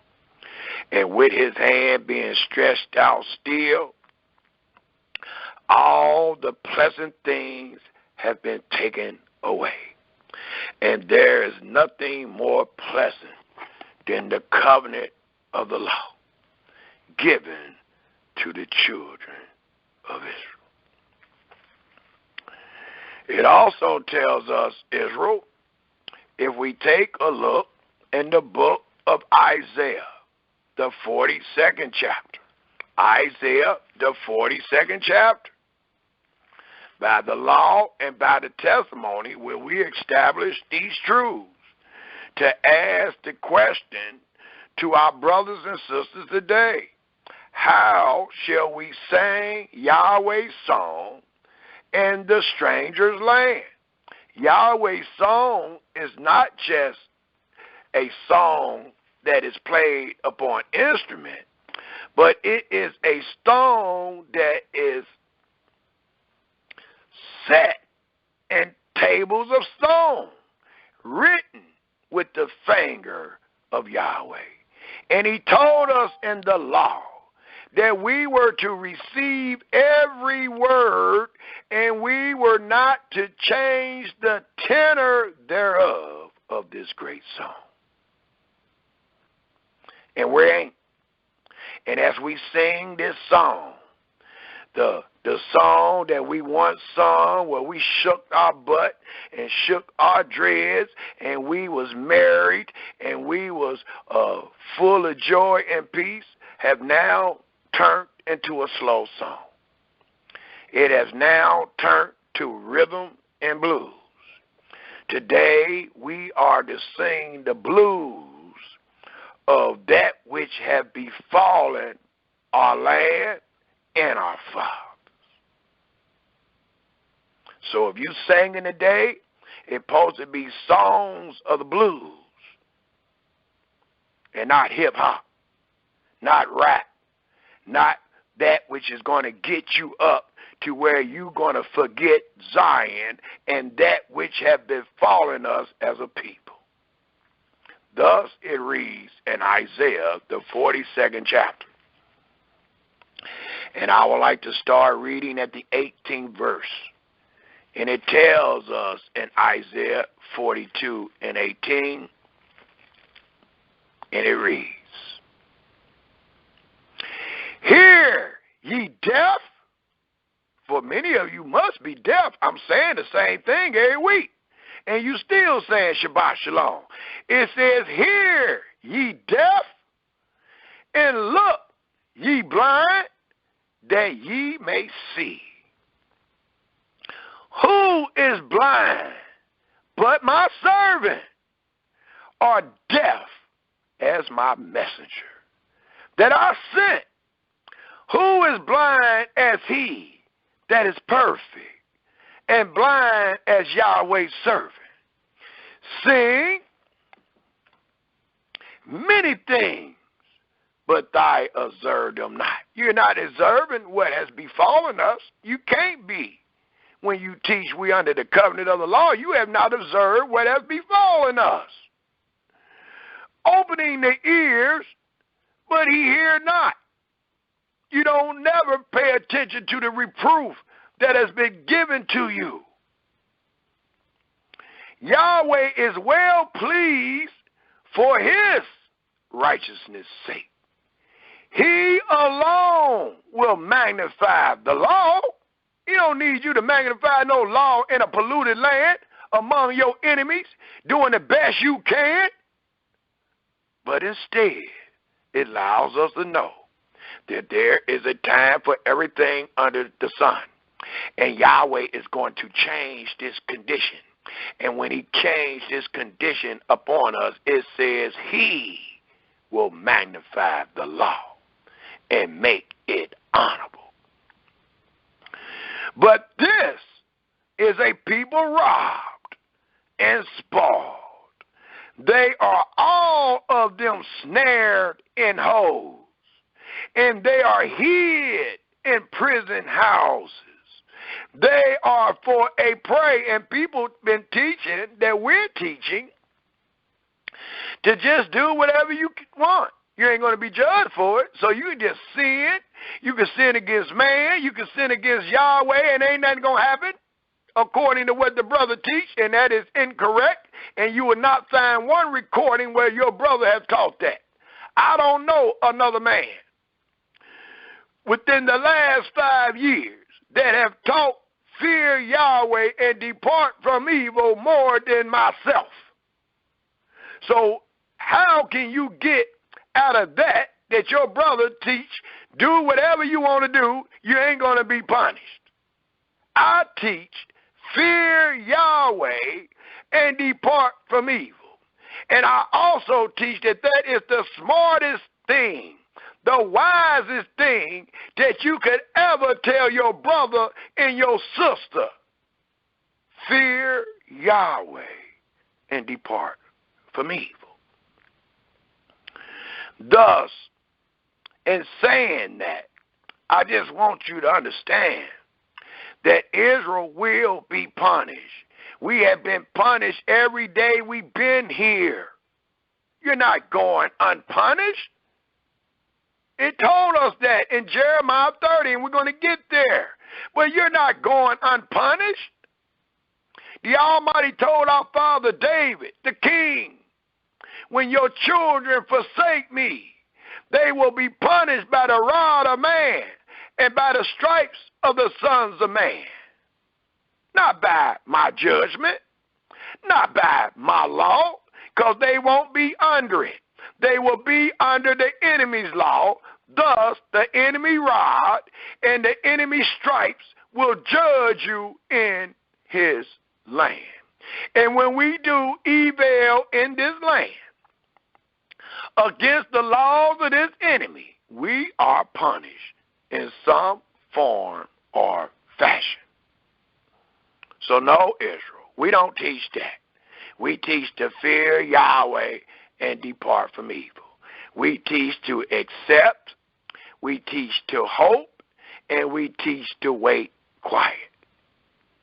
Thus, it tells us again in the 27th verse, but this is a people robbed, spoiled. They are all of them snared in houses. They are for a prey. A prey is going to get punished. A prey is going to get eaten up. And none deliver for a spoil, and none says restore. Who, as I asked the same thing, who among you will give ear to this? Who will hearken and hear for the time to come? And it has came. Who gave Jacob fully spoil? Well, according to Lamentation 1 and 2, Yahweh did. And Israel to the robbers. Did not Yahweh? Yeah, absolutely. He against whom we have sinned, and is talking about our fathers, because they are not in Babylon yet. For they would not walk in his ways, neither were they obedient, please take note, into his law. Therefore he alone hath poured upon him, Israel, the fury of his anger, and the strength of battle. And that lets us know you're going to lose. And it hath set Israel on fire round about. Yet he knew it not. Yet today Israel don't even know it. Because they can't know it if they say Shabbat Shalom. They can't know it if they teach we're under the covenant of the law. They can't know it if they say we're supposed to serve Yahweh wherever we at. They can't know it if they teach that the Gentiles, the land of the strangers, is their dwellings. Thus it reads one more time in the last verse, therefore he poured upon him the fury of his anger, the strength of battle, and it, the anger and the strength of battle, has set him on fire round about. Yet in their delusion knew not, and it burnt him. Yet in their delusion they, or Israel, or he, laid it not to heart. But we're going to lay it to heart today. Yes, sir. So let us turn our scriptures to the book of the law, Deuteronomy, the 29th chapter. We're going to lay it to heart today. Deuteronomy, the 29th chapter. And it tells us in Deuteronomy, the 29th chapter, laying it to heart this day, witnessing and confirming all that we are reading. It tells us in the 19th verse, if we start there, please.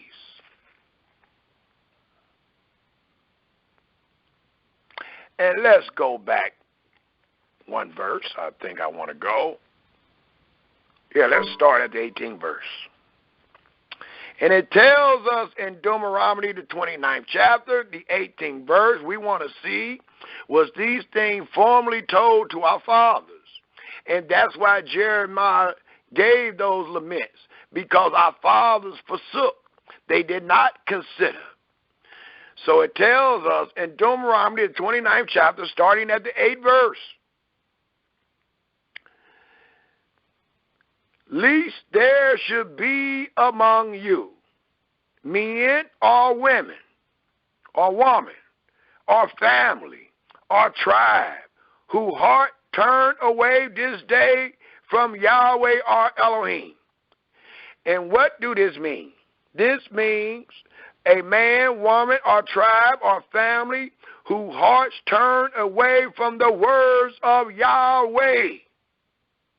If you add, if you take away, if you turn to the left or the right, if you lean upon your own understanding or be right in your own eyes, your heart have turned away from the words of Yahweh our Elohim,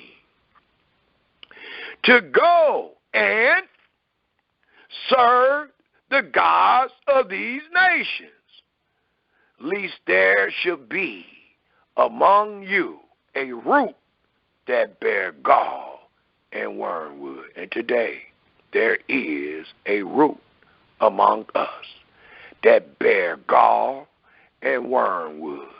That's why 90% of our people serve wood and stone. And that might be a little too low. It might be 99.9%.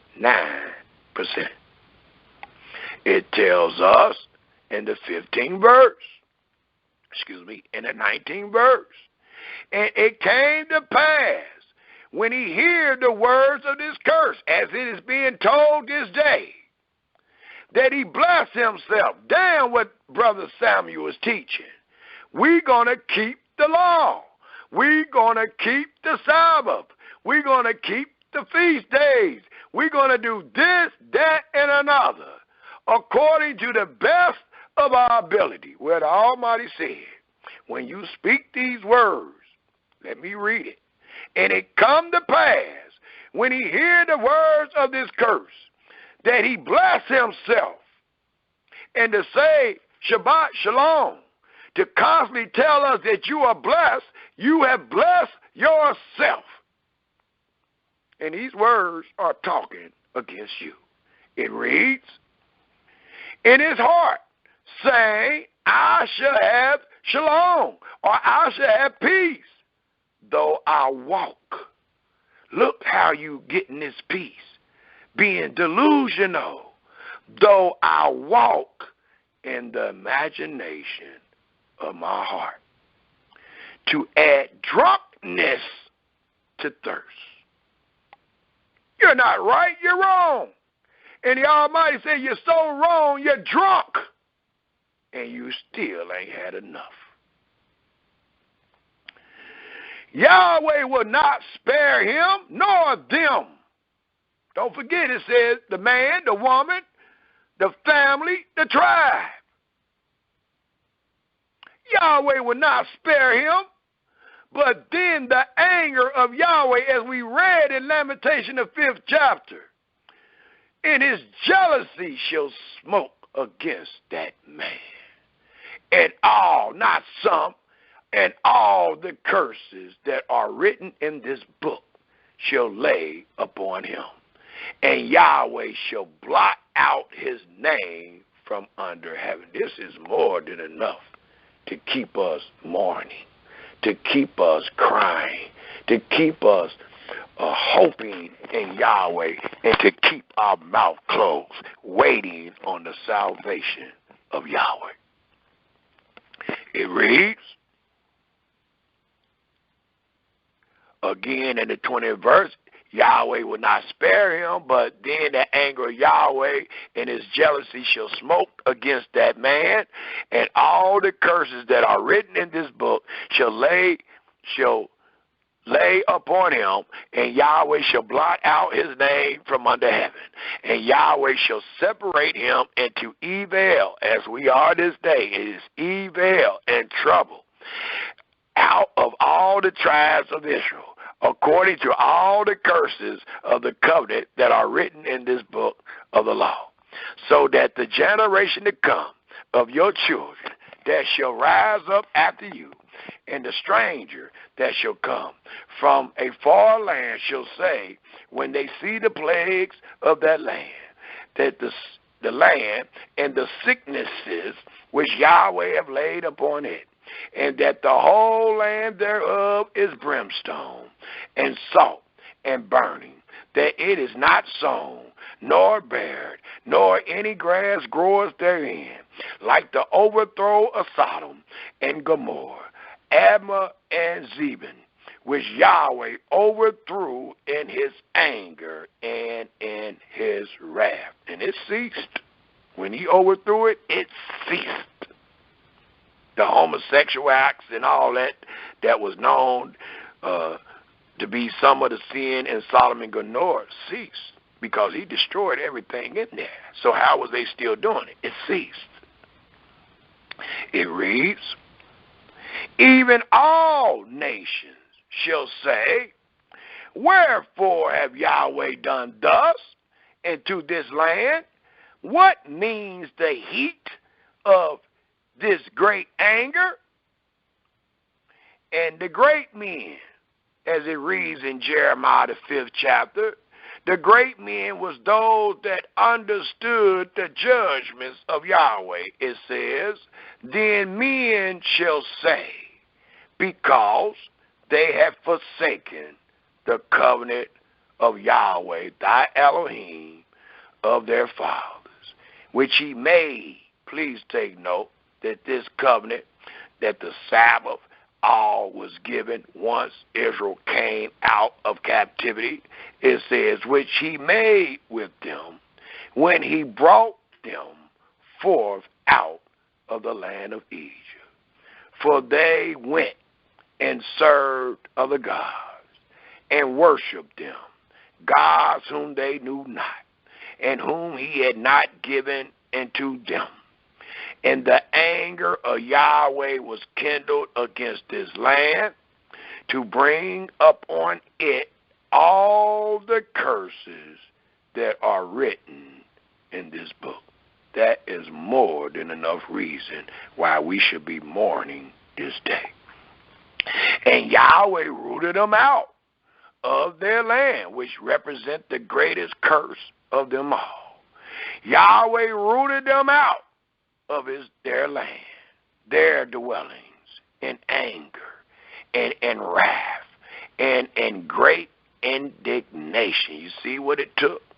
It took Yahweh anger, it took Yahweh wrath, and it took great indignation for him to root you out of your dwellings. It says, and cast them into another land.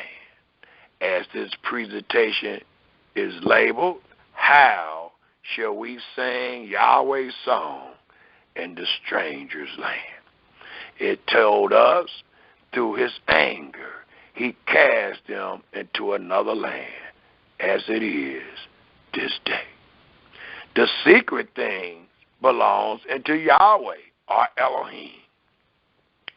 But those things which are revealed, the things that we are witnessing and confirming and acknowledging today, belongs into us and to our children forever, that we may do all the words of this law.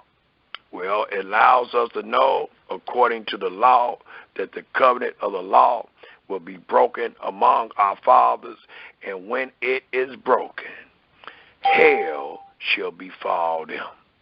And that which consists of hell represented the curses of the law. And they will be upon us until Yahweh return to us and turn us back into him. Until then, we shall be upon the mountains crying like doves. It also tells us, while we in the book of Deuteronomy, let's take a look at the 31st chapter. And it tells us in the 31st chapter of Deuteronomy, according to the 16th verse to the 18th verse, and it reads, Yahweh said unto Moses, behold, thou shalt sleep with thy fathers, and this people will rise up and go a-whoring after the gods of the strangers of the land, whether they go to be among them. And I will forsake me and break my covenant. So to break the covenant of the law, you must forsake your Creator, which I have made with them, not with the world, but them. Then my anger should be kindled against them in that day, and I will forsake them. How is you under the covenant of the law that Yahweh gave when he is forsaking you? And I will hide my face from them. How are you under the covenant of the law today when Yahweh has hid from thee. And they shall be devoured, because Yahweh is not among you, because Yahweh hath hid his face from you, and because you are not under the covenant of the law, but find yourself in the land of the stranger, being servants and afflicted. You are not under the covenant of the law, nor are you serving Yahweh. Thus it reads, and I will hide my face from them, the 17th verse, and they shall be devoured, and many evils and troubles shall befall them, so that they will say in that day, as we are teaching this day, are not these evils come upon us, because our Elohim is not among us? And the last verse I will read, the 18th verse says, and I will surely hide my face in that day for all the evils which they shall have wrought, in that they are turned into other gods. And there is none that hides himself greater than Yahweh. You will never find him. The scripture says, I am found of them that seek me not. That means he finds you. You never have the capability to find Yahweh, especially when he hides himself from thee. It also tells us, if we turn our scriptures to Isaiah, the 24th chapter, Isaiah, the 24th chapter, by the law and by the testimony, we will show why Israel, the prudent men of Israel, refused to sing a song of Yahweh or a song of Zion in the stranger's land. Let us turn our scriptures to Isaiah, the 24th chapter. And it tells us in Isaiah, the 24th chapter, we all turn there, please. And it reads, according to the 7th verse,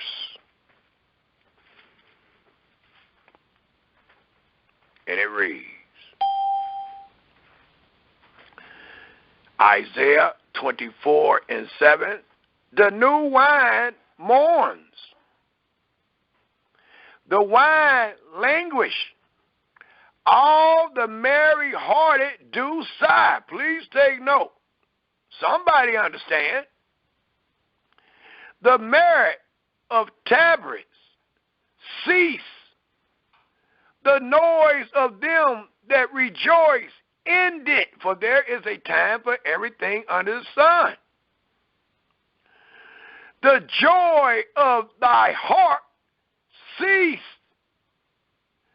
They shall not drink wine with a song. Strong drink shall be bitter to them that drink it. The city of confusion is broken down. Every house is shut up, that no man may come in. There is a crying for wine in the streets. All joy is darkened. It has ceased. The merit of the land is gone. In the city is left desolation. There's nothing to be happy about. There's no joy in the desolation of Jerusalem, nor the dispersion of the children of Israel. It says, let me read that 12th verse again. And the city is left desolation, and the gate is smitten with destruction. When thus it shall be in the midst of the land among the people, there shall be as the shaking of an olive tree, and as the gleaming grapes when the vintage is done. It's gone. It's gone. They shall lift up their voice. They shall sing for the majesty of Yahweh. They shall cry aloud from the sea. Wherefore glorify ye Yahweh in the fires, even the name of Yahweh of Israel in the isles of the sea. And how do one do that? By witnessing and confirming every word, even the bad that has befallen Israel. And many of our brothers today refuse to witness this.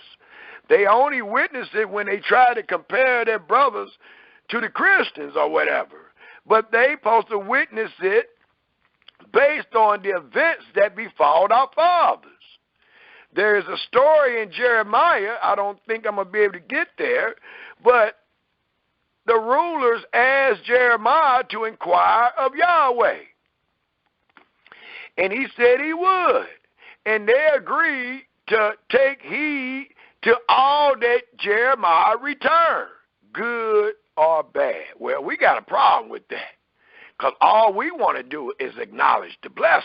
We never want to acknowledge the curses. Because if you do, you will acknowledge this day that you are not under the covenant of the law, but instead the curses thereof. It tells us, Israel, what verse did I leave off?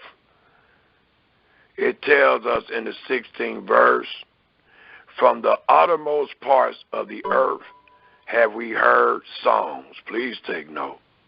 Even glory to the righteous. But I said, my leanness, woe unto me. And this is talking about the whole house. The treacherous dealers have dealt treacherously. Yea, the treacherous dealers have dealt very treacherously. Fear and the pit and the snare are upon thee, O inhabitants of the earth. And it shall come to pass that he who flee from the noise of the fear shall fall into the pit. And he that come up out of the midst of the pit shall be taken in the snare. For the windows from on high are open, and the foundations of the earth do shake. The earth is utterly broken down. The earth is clean dissolved. The earth is moved exceedingly. The earth shall reel to and fro like a drunkard, and shall be removed like a cottage. And the transgression thereof shall be heavy upon it, and it shall fall and not rise again. And it shall come to pass in that day that Yahweh shall punish the host of the high ones that are on high, and the kings of the earth upon the earth. And they shall be gathered together as prisoners are gathered in the pit, and shall be shut up in the prison. And after many days shall they be visited. Then the moon shall be confounded, and the sun ashamed, when Yahweh of hosts shall reign in Mount Zion and in Jerusalem, and before his ancients gloriously. For there is a time for everything under the sun. But until Yahweh deliver Israel, they shall have mourning upon their hearts and in their mouths. Let us turn to Jeremiah, the 7th chapter. Jeremiah, the 7th chapter. And it tells us in Jeremiah, the 7th chapter,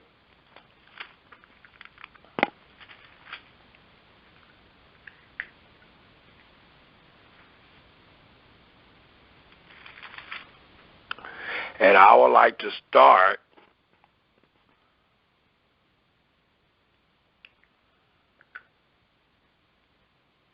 at the 32nd verse. Jeremiah 7:32. And I'll read to the 34th verse, and it reads, Therefore, behold, the days come, said Yahweh, that it shall no more be called Tophet, nor the valley of the sons of Hammon, but the valley of slaughter. For they shall bury in Tophet till there be no place. And the carcasses of this people shall be meat for the fowls of the heaven, and for the beasts of the earth, and none shall fray them away. Then, for there is a time for everything under the sun, then will I cause to cease. And please take note who's doing the ceasing. And we just seen in the book of Lamentation, who can say, and it come to pass when Yahweh command it not. It tells us, Israel, in the 34th verse, then will I cause to cease. Please look up the word cease in your Hebrew concordance. It is found under 7673, and it denotes that it is no longer being done. Thus it reads again, then will I cause to cease from the cities of Yehudah and from the streets of Jerusalem the voice of Mary, it hath ceased, and the voice of gladness, it hath ceased. The voice of the bridegroom, it hath ceased, and the voice of the bride. Why? For the land shall be desolate. It has ceased. And please take note, it only took one land for it to cease. It didn't take all the lands. It only took this one particular land to be desolate, to make all this gladness, this holiness, this merit, this joy to cease. It also tells us in the 16th chapter of Jeremiah, while we're still in the book of Jeremiah, these same great words. If we take a look at Jeremiah, the 16th chapter, the 9th verse, it tells us, let us start at the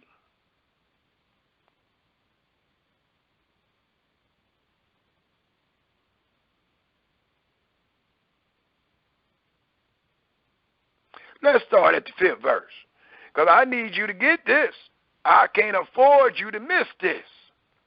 We've proven without a shadow of a doubt that Israel should be like a bunch of doves on the mountain, mourning, waiting on their Savior, waiting on the Creator of the heaven and earth to save them out of Jacob's trouble, which represent anguish, troubles, and evil.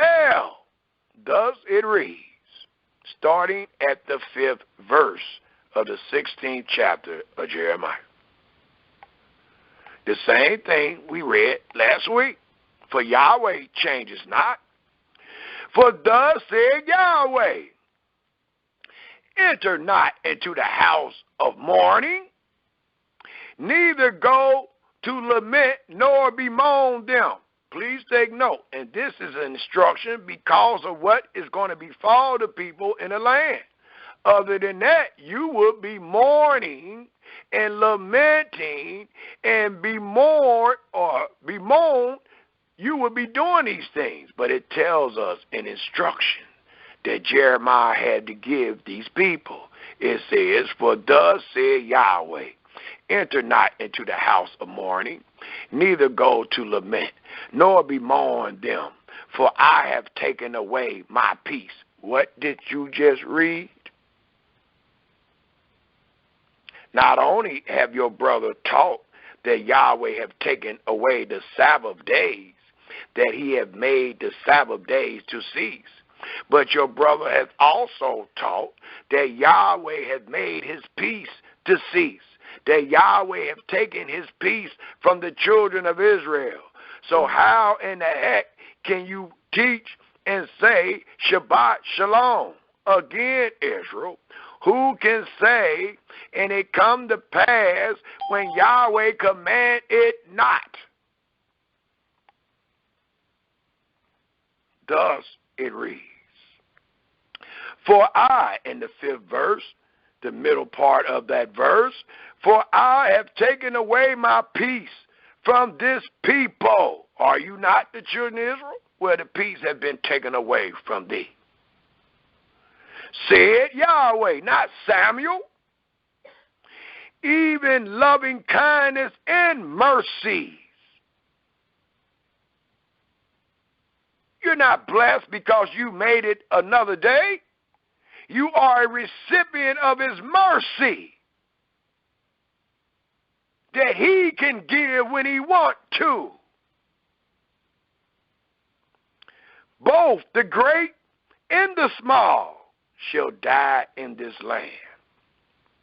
They shall not be buried, neither shall man lament for them, nor cut themselves, nor make themselves bald for them. Neither shall man tear themselves for them in mourning, to comfort them for the dead. Neither shall men give them the cup of consolation. And the cup of consolation represent the wine that you read about in the book of wisdom, that you give to one with a heavy heart. But it tells us that this wine or this cup of consolation will not be even given to the fathers nor the mothers for what they have seen that has been done to their children. For a reason, again, give them the cup of consolation to drink for their fathers or for their mothers. Thou shalt not also go into the house of feasting, because all of your festivities have ceased. It says to sit with them, to eat and to drink. For thus said Yahweh of hosts, the Elohim of Israel, behold, I alone will cause to cease out of this place in your eyes and in your days the voice of Mary, the voice of gladness, the voice of the bridegroom, and the voice of the bride. And it shall come to pass, when thou shalt show this people all these words as I am doing this day, and they shall say unto thee, wherefore have Yahweh pronounced all this great evil? It is a evil to not be under the Sabbath. It is a evil to be in the land of the strangers. It is an evil to be servants and afflicted to one other than your Creator. Thus it reads, wherefore have Yahweh pronounced all this great evil against us? Or what is our iniquity? Or what is our sin that we have committed against Yahweh our Elohim? Then shall thou say, as I have taught, unto them, because your fathers have forsaken me, said Yahweh, and have walked after other gods, and have served them, and have worshipped them, and have forsaken me, and have not kept my law. And ye, the children of Israel, that were in the land, have done worse than your fathers. For behold, ye walk every one after the imagination of his evil heart, that they may not hearken unto me. Therefore will I cast you out of this land, into a land that ye know not, neither ye nor your fathers, and there shall ye serve other gods. Day and night, where I, the creator of the heaven and earth and everything therein is, will not show you favor. And we see these things today, and favor has not been shown unto us. Thus we are hoping and waiting on the salvation of Yahweh. We are waiting on Yahweh to bring Jacob out of his troubles. It also tells us, while we're in the book of Jeremiah, if we turn to the 25th chapter of Jeremiah, the 25th chapter of Jeremiah, and it tells us in the 25th chapter of Jeremiah, in the 10th verse, it reads, moreover, I will take from them the voice of merit. And Yahweh is being redundant. I have went chronologically ordered from Isaiah, Jeremiah. We're going to go to Lamentation. We went to Lamentation. We're going to Ezekiel. We're going to Hosea. We're going to Amos. All this is done chronologically ordered to show how redundant Yahweh is, and he has not changed. So these things must be upon us until we are delivered. Thus it reads, moreover, I will take from them the voice of merit, the voice of gladness, the voice of the bridegroom, and the voice of the bride. The sound of the millstone, talking about your jobs, your employment, and the light of the candle.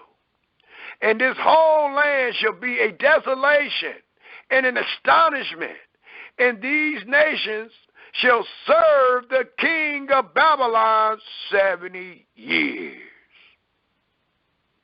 So it allows us to know, while we find ourselves being servants and afflicted, all the great things have ceased. Why else do you find yourself in the enemy's land? Vacationing? Absolutely not. It also tells us, if we take a look in the book of Psalms 137, Psalms 137, where this concept comes from. Psalms 137. How shall we sing Yahweh's song in the stranger's land? Psalms 137, please. And it tells us in Psalms 137, and it asks our fathers, and the prudent man answered correctly. Well, we're asking the same question to our brothers and sisters today. And let's see who is prudent this day. For it tells us in Psalms 137, starting at the very first verse, and it reads, by the rivers of Babylon, there we sat down. Yea, we wept when we remembered Zion. And if you are a servant of Yahweh, if you truly believe all that is written in your holy scripture, and you have read it with understanding, you should truly be weeping this day. Even with the crown of knowledge being placed upon your head, ye shall be weeping this day. For the scripture tells us in the book of wisdom, much knowledge brings about sorrow. Once you accumulate the knowledge, that which have befallen our fathers, you can't come up with anything but sorrow if you truly have understanding. Thus, it reads again in the first verse, by the rivers of Babylon, there we sat down. Yea, we wept when we remembered or when we forgot Zion. We hung our harps, our instruments, upon the willows in the midst thereof. They have ceased. We put them up. We ain't pulling them out. We ain't using them in Babylon. We're not singing the glorious praises of Yahweh in the enemy's land. We will, once again, once he save us and do the same thing that he have done for our fathers, then we will begin singing again. But not today. The songs today is of sorrow. It reads in the third verse, allowing us to know why we hung our harps upon the willows in the midst thereof. For there they carried us away captive. And they that carried us away captive required of us a song. The words of a song is how it is written in Hebrew. So it reads, for there they that carried us away captive required the words of a song. And they that wasted us required of us merit. Saying, sing us one of the songs of Zion. And please take note of what is being done. Wisdom is the principal thing. Therefore, get wisdom. But in all thy getting, get understanding. And if you understand these first three verses, it allows us to know that the children of Israel is being ridiculed. They is saying, the enemy is saying to the children of Israel, where is your Elohim? Sing us one of those songs of victory when your Creator was strong and triumphant and victorious. Sing us one of those songs. And the prudent said in the fourth verse, as we say this day, and as the title of this presentation is named, how shall we sing Yahweh's song in the stranger's land? In many of your scriptures it says, how shall we sing Yahweh's song in a strange land? In Hebrew it reads, as our title is headed, how shall we sing Yahweh's song in the stranger's land? That is how it is written in Hebrew. In your book, written in Greek, is saying the same thing, but it is written different. How shall we sing Yahweh's song in a strange land instead of the stranger's land? And the prudent said this, as you should say this day, if I forget thee, O Jerusalem, let my right hand forget her cunning. If I do not remember thee, O Jerusalem, and all that have ceased, let my tongue cleave to the roof of my mouth. And how can one sing any song when his tongue is cleaved to the roof of his mouth? You can't make a sound. And they didn't. Not the prudent, that is.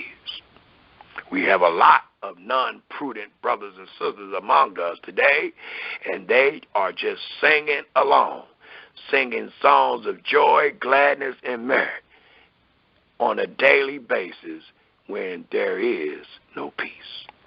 It says in the 6th verse again, If I do not remember thee, let my tongue cleave to the roof of my mouth. If I prefer not Jerusalem above my chief joy.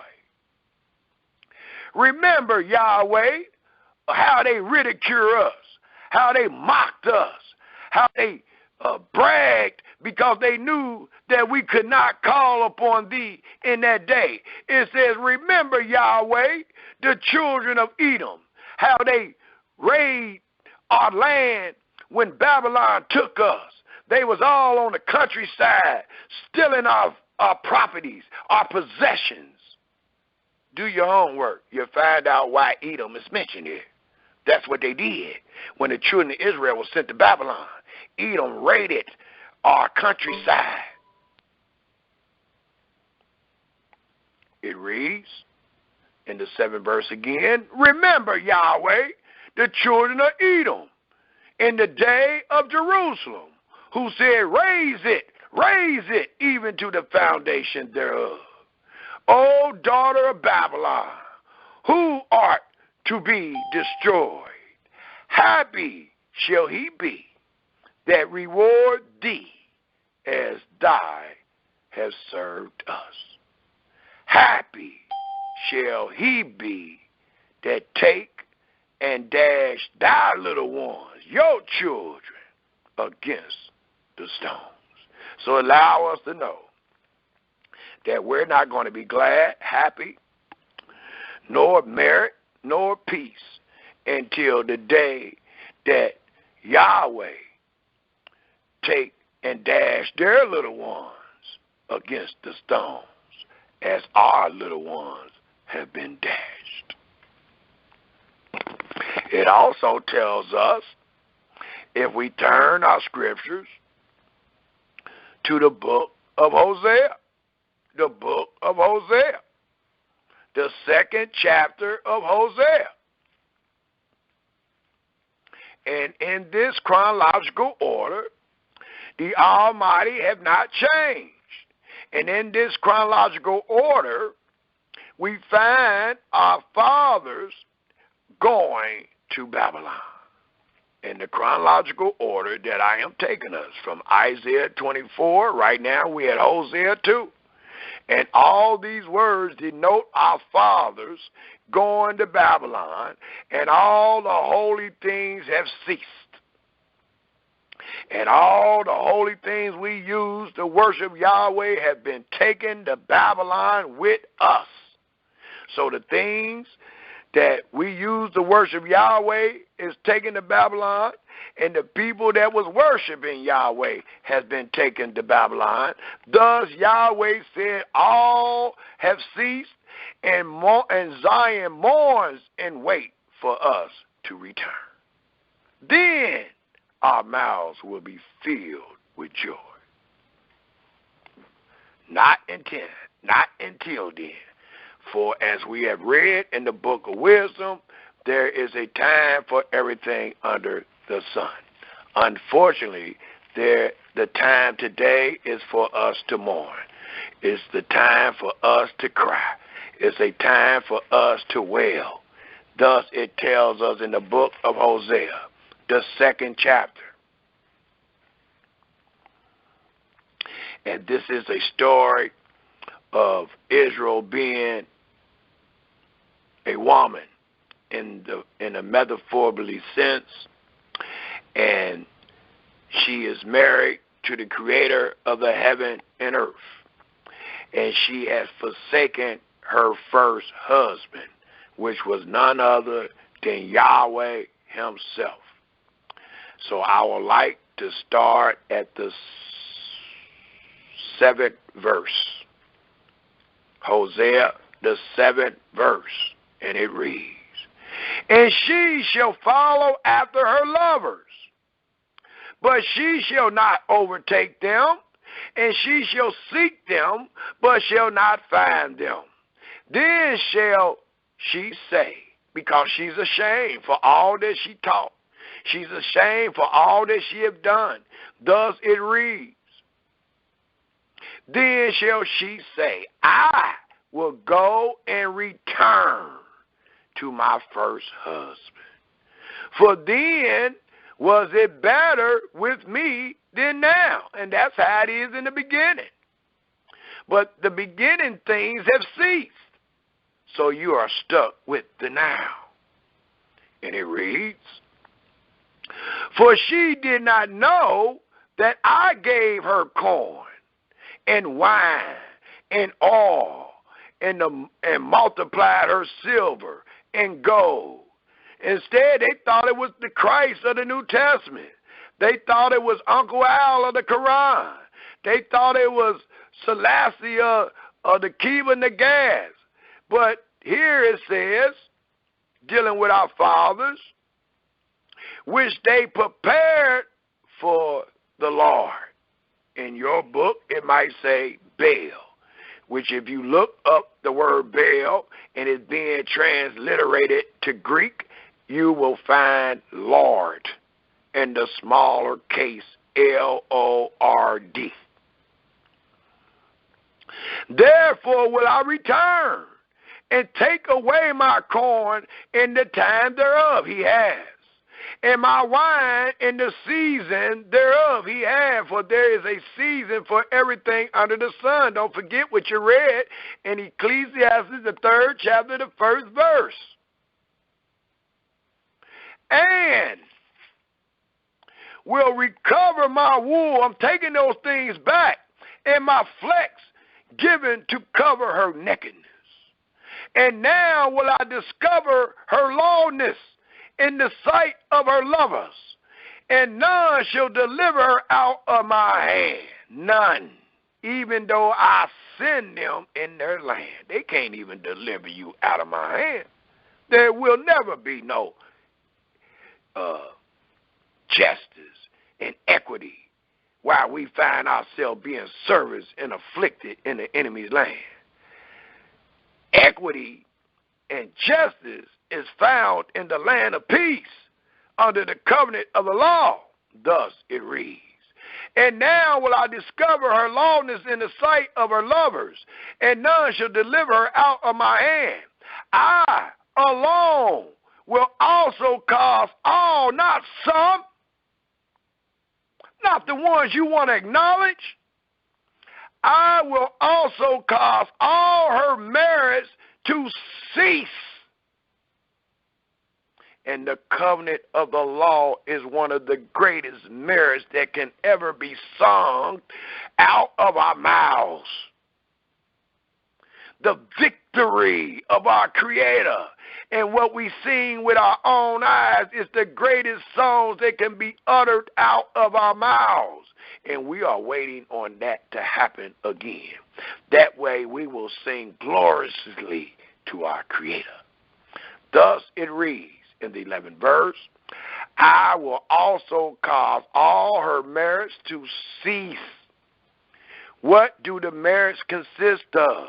Is your brother right to teach that the marriage consists of the covenant of the law and the victory of our Creator? It reads, her feast days, which consist of the covenant of the law.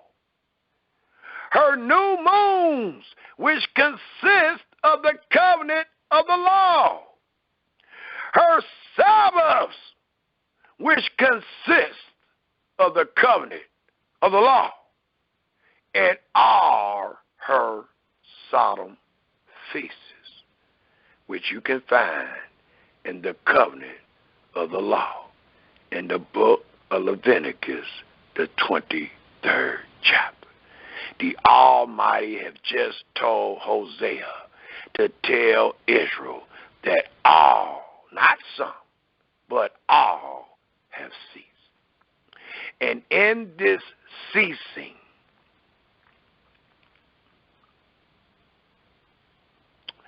it tells us, and what do cease mean? I asked y'all to look it up. It talks about take away. Cease represent taken away.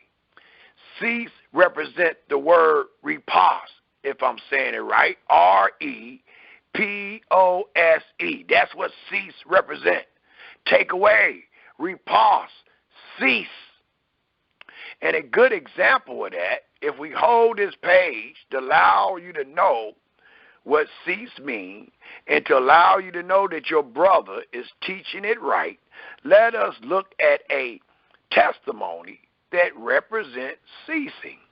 And we can find this testimony, hold this page with one hand, and the other hand, please turn your book to Joshua, the 5th chapter.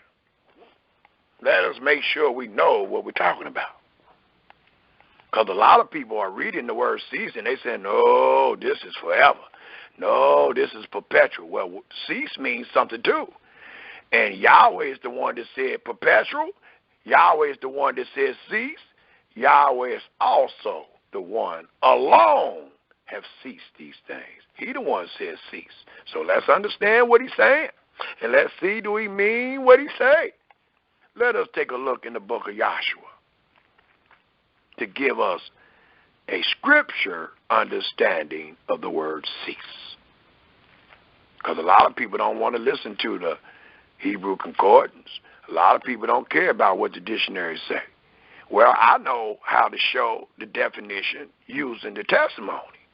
So we ain't got to use that. We can use Yahweh's word to understand what cease means. And let's do it by going to Joshua, the 5th chapter.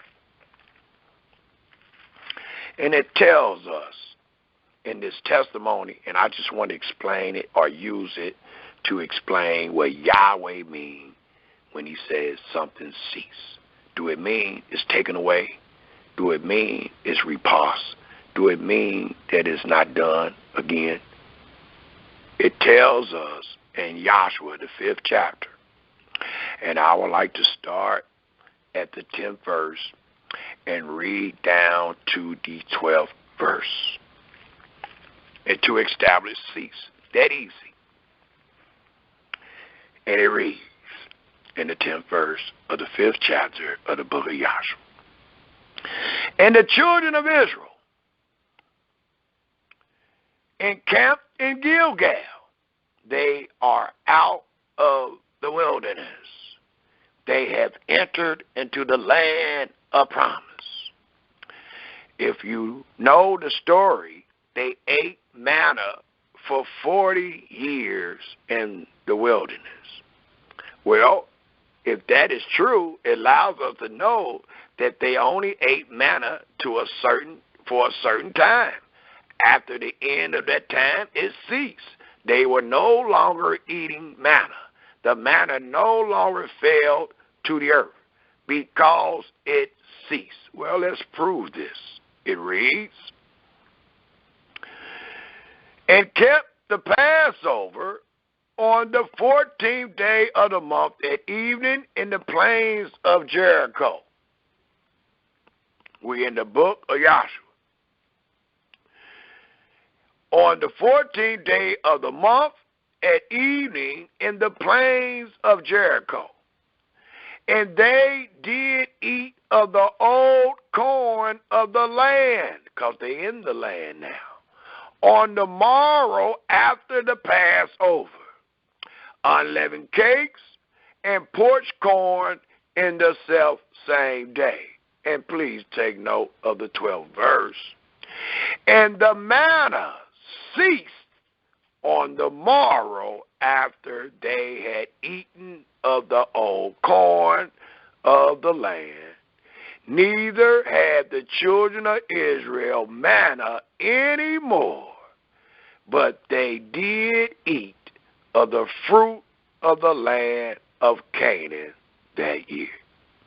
So we that have eyes that can see, we see what cease means by using something that Yahweh gave us. In the first year in the wilderness, for 40 years until we entered to the land of promise. Then that day, the morrow after that day, Yahweh made manna cease, and the children of Israel never seen it again. That's what cease means. It stops. and you can't pick it back up. You had no powers in your hand to make one drop of manna to fall to the ground. Why? Because Yahweh made it cease. And who can say, and it come to pass when Yahweh commanded not? It ceased, Israel. Let us turn our scripture back to Hosea, the 2nd chapter, since we all should know what cease means now by way of testimony. It tells us again, Israel, in the 11th verse, I alone, your creator, he that made all things, he that formed thee, said, I will also cause all her merits to cease, her feast days, her new moons, her Sabbaths, and all her solemn assemblies, which consist of the covenant of the law. So if all these things have ceased, the covenant of the law must be ceased, because all these things you find in the 11th verse consist of the covenant. Israel received them by way of the covenant of the law. And I will destroy her vines and her fig trees, whereof she has said, these are my rewards. He's taking the reward that my lovers have given me, even though, as we read in the beginning of this chapter, this chapter, that she thought her lovers gave her those things, but it was Yahweh all along. So Yahweh is taking them away from her, and the her is Israel. And I will make them a forest, the reward, and the beasts of the field shall eat them, your reward. And I will visit upon her the days of Balaam, the days that she praised the Lord and Baal, wherein she burnt incense to them. And she decked herself with her earrings and her jewels, her gab. And she went after her lovers and forgot me, said Yahweh. So when these things transpire, Yahweh going to make those things cease. He is not no chump. He is not like the creature that you read about in the New Text. Yahweh is righteous in all his doings. You forsake Yahweh, he will forsake thee. So don't think you're going to punk the Creator and say, well, yeah, it reads that he took these things from our fathers, but we took them back. Yahweh is not that Elohim. The scripture just told us, if you bless yourself, you will die. Fear Yahweh and depart from evil, Israel. It also tells us, if we take a look in the book of Amos, the 8th chapter. Amos, the 8th chapter.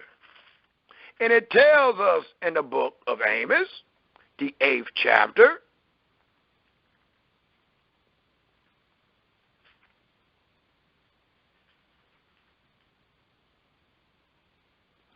starting at the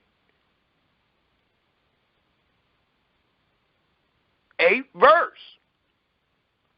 The 8th chapter, the 8th verse reads, and as I teach, please read the whole chapter in your spare time. Due to time restraint, I can't. Thus it reads in the 8th chapter, shall not the land tremble for this? And everyone mourns that dwell therein, and it shall rise up wholly as the flood, and it shall be cast out and drowned as by the river, by the flood of Egypt. And it shall come to pass in that day, said Yahweh Elohim, that I will cause the sun to go down at noonday, because he can. He's the creator of those things. And I will darken the earth in the clear day, because he can. But that ain't all he said he would do, because he can. It says in the 10th verse, and I will turn your feasts into mournings, because he can. And all your songs into lamentation. And I will bring up sackcloth, which represent being ashamed, upon all lions, and baldness upon every head. And I will make it as the mourning of an only son. Do y'all understand that? We got many sisters and brothers today still mourning because their only child has been taken from them. What Almighty said, well, that's how this is going to be when I put this upon the children of Israel. It will be as they are mourning their only begotten son. And you don't forget that. That's something that's going to be in your heart and mouth forever until Yahweh take it off of you. Thus, it reads again in the 10th verse, and I will turn your feasts into mourning, and all your songs into lamentation. And I will bring up sackcloth upon all lions, and baldness upon every head. And I will make it as the mourning of an only son, and the end thereof as a bitter day. Today is very bitter, Israel, and has been since you've been here. It says, behold, the days come, said Yahweh Elohim, that I will send a famine in the land, not a famine of bread, which he did, nor a famine, nor a thirst for water, which he did, but of the hearing the true words of Yahweh. And they shall wander from sea to sea, because these things have ceased, and from the north even to the east. They shall run to and fro to seek the true words of Yahweh, and shall not find it. In that day shall the fair virgin and the young man faint for thirst, as we read in the book of Lamentation, begging their mother for bread and water in the streets. Because these things have ceased, and Yahweh has poured his fury upon our fathers and their seed even to this day. Let us also turn our scriptures to 2 Chronicles, the 36th chapter. 2 Chronicles, the 36th chapter. 2 Chronicles, the 36th chapter, tells us, and continue on this note, that Yahweh has ceased the joy and peace and merit, even the covenant of the law among his children, because they find themselves among the Gentiles in the land of the stranger. Thus it reads in 2 Chronicles, the 36th chapter, if we turn there, please. And I would love to start reading from the 17th verse to show that Yahweh mean what he say and say what he means. And he know that Israel is impotent and hard-hearted. Thus we find ourselves in just about every book of our Holy Scripture saying the same thing. The merit, your peace, your joy, the law have ceased. Thus it reads in the 17th verse, proving this point again, I would love to start at the 16th verse instead. Let's start at the 15th verse to let us know there's a difference. And it says, and Yahweh, Elohim of their fathers, sent to them by his messengers, rising up bedtime and sinning, because he had compassion on his people and on his dwelling place. Please take note of your dwelling place and the place of Yahweh's dwelling. But they mocked the messengers, as they mock them today. We get mocked every day when we quote what is written. We are mocked every day. But they mocked the messengers of Elohim and despised his words. The words that come out of our mouth is his words. So your murmuring is not against your brother nor your sister that utters truth, but your murmuring is against your creator that sent the messenger.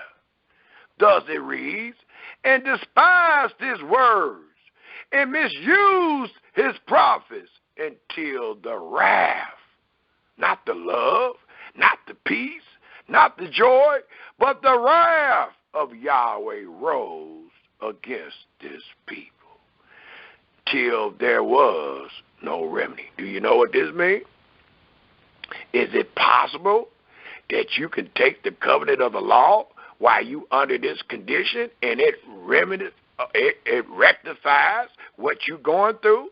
It becomes a remedy for you? Absolutely not. There is no healing medicine. The scripture says the summer have passed and the winter have ended, and you are still not saved. Even though you teach, you've been under the law. Even though you teach, you keeping the Sabbath. You still have not been saved because your creator have already spoken against you till there was no remedy. Thus it reads in the 17th verse, therefore he brought upon them the king of the Chaldees, because there is no remedy, who slew their young men, our sons and daughters, with the sword in the house of their sanctuary. Even the sanctuary couldn't protect them, and had no compassion upon young men or maidens, old men, or him that stooped for age. He gave them all into his hand, the enemy hand, that is. And please take note of this 18th verse, because it allows us to know that we worship Yahweh with certain things based on the instructions that was given to us. Well, every time the enemy came in, they took the things that we worship Yahweh with. And what do that denote? That the worship has ceased, because by instruction, Yahweh have told us how to worship him. Now, if he take those things away, are we still worshiping him according to the instruction? Absolutely not, Israel. Thus it reads in the 18th verse, and all the vessels of the house of Elohim, great and small, and the treasures of the house of Yahweh, and the treasures of the kings, and all his princesses, all these he brought to Babylon. The worship has ceased. And I can prove it by reading this. And when we get down to it, I'm going to show how the worship was restored. And guess what? Returned to restore the worship. All the things that we are reading right here that was taken away. Ain't that something? It's a proof that they had to worship Yahweh according to the instruction. And in the instruction, these things were included. You can't worship me without them. Thus it reads in the 19th verse, and they burnt the house of Elohim, and brake down the walls of Jerusalem, and burnt all the palaces thereof with fire. It's another great reason why you should continue to cry. And destroyed all the goodly vessels thereof. And them that had escaped from the sword carried he away to Babylon, where they were servants to him, not Yahweh, and his sons until the reign of the kingdom of Persia. And why did these things cease? Why was these things done? It reads, to fulfill the word of Yahweh by the mouth of Jeremiah, until the land had enjoyed her Sabbaths. For as long as she lay desolate, she kept the Sabbath to fulfill 70 years, which is 70 years. But I must make a note on this, because the Almighty is allowing us to know that these things was done to fulfill the word of Yahweh. These things was done to make sure that Yahweh was not a liar. These things was done to fulfill the word that Yahweh put in the mouth of Jeremiah and sent and told Israel. And these things was to be fulfilled until the land had enjoyed her Sabbaths. For as long as she lay desolate without you and I, she kept Sabbath. Let's stop. If the purpose was for Israel to get kicked off the land, for the land to keep the Sabbath, how in the heck is it perceivable that Yahweh sent us in the land of our enemies to keep the Sabbath? That is the dumbest thing I ever heard in my life. When our brothers and sisters try to explain that, they do not realize how idiotic they sound to their brother, because we are reading a punishment for forsaking the Sabbath. But he's going to kick you off the land of promise where he commands you to keep the Sabbath. That way you can keep the Sabbath where he has not commanded you. That is ridiculous. And it is folly. And the end thereof is death. So again, it tells us in the 21st verse, to fulfill the word of Yahweh by the mouth of Jeremiah, until the land had enjoyed her Sabbaths. For as long as she lay desolate, she kept Sabbath to fulfill 70 years. If that is not enough for the hard-headed and impotent heart of Israel, please turn your scriptures back to the law, to the book of Leviticus, the 26th chapter. For all these things have ceased, and we can prove it day in and day out by the law and the testimonies. Thus, it tells us in Leviticus, the 26th chapter, if we all turn there, please, and hearken to the voice of your Creator. For the voice of your Creator tells us in Leviticus, the 26th chapter, first, in the 14th and 15th verse, and it reads, but if ye will not hearken to me, and will not do all, not some, not the best you can, he ain't asking for no benefit of the doubt, he have given you the instructions. It says, according to the instructions, and will not do all these commandments. And if ye shall despise my statutes, or if your soul abhor my judgments, which our fathers did, so that ye will not do all, not some, not the best you can, and he don't need no benefit of the doubt, all my commandments, but that ye break my covenant. And I'm reading this because this explains by its situation what it means to break his covenant. And it told us if Israel don't hearken, if Israel don't do all, if Israel despise the statutes, if Israel sow or hoard the judgments, if Israel will not do all the commandments, they have broken the covenant. Do you get that? Let us turn our scripture to the 34th verse, since we understand how our fathers broke the covenant. Let us turn to the 34th verse of the 26th chapter, and it tells us, as we just read in 2 Chronicles, the 36th chapter, the 21st verse, it tells us in the 34th verse, the 35th verse, and the 43rd verse, in that order. And it reads, then shall the land, and let's stop. Let's start at the 33rd verse. Let's see what happened. Let's see how you got here and why you here. And is it perceivable, or is it possible that Yahweh sent us here to serve him and to keep the Sabbath? Let's see if that's possible. It tells us in the 33rd verse, and I will scatter you among the heathen, and will draw out a sword after you. I don't know how you keeping the Sabbath, and the sword is after you. And your land shall be desolate, and your cities waste. Then shall the land enjoy. Please take note of the terminology.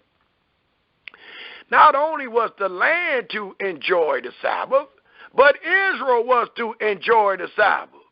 But he can't when his joy has ceased. Did you get that? And the joy ceased when Yahweh sent us in the stranger's land. When Yahweh put upon us all the curses, our joy has ceased. Thus it reads in the 34th verse.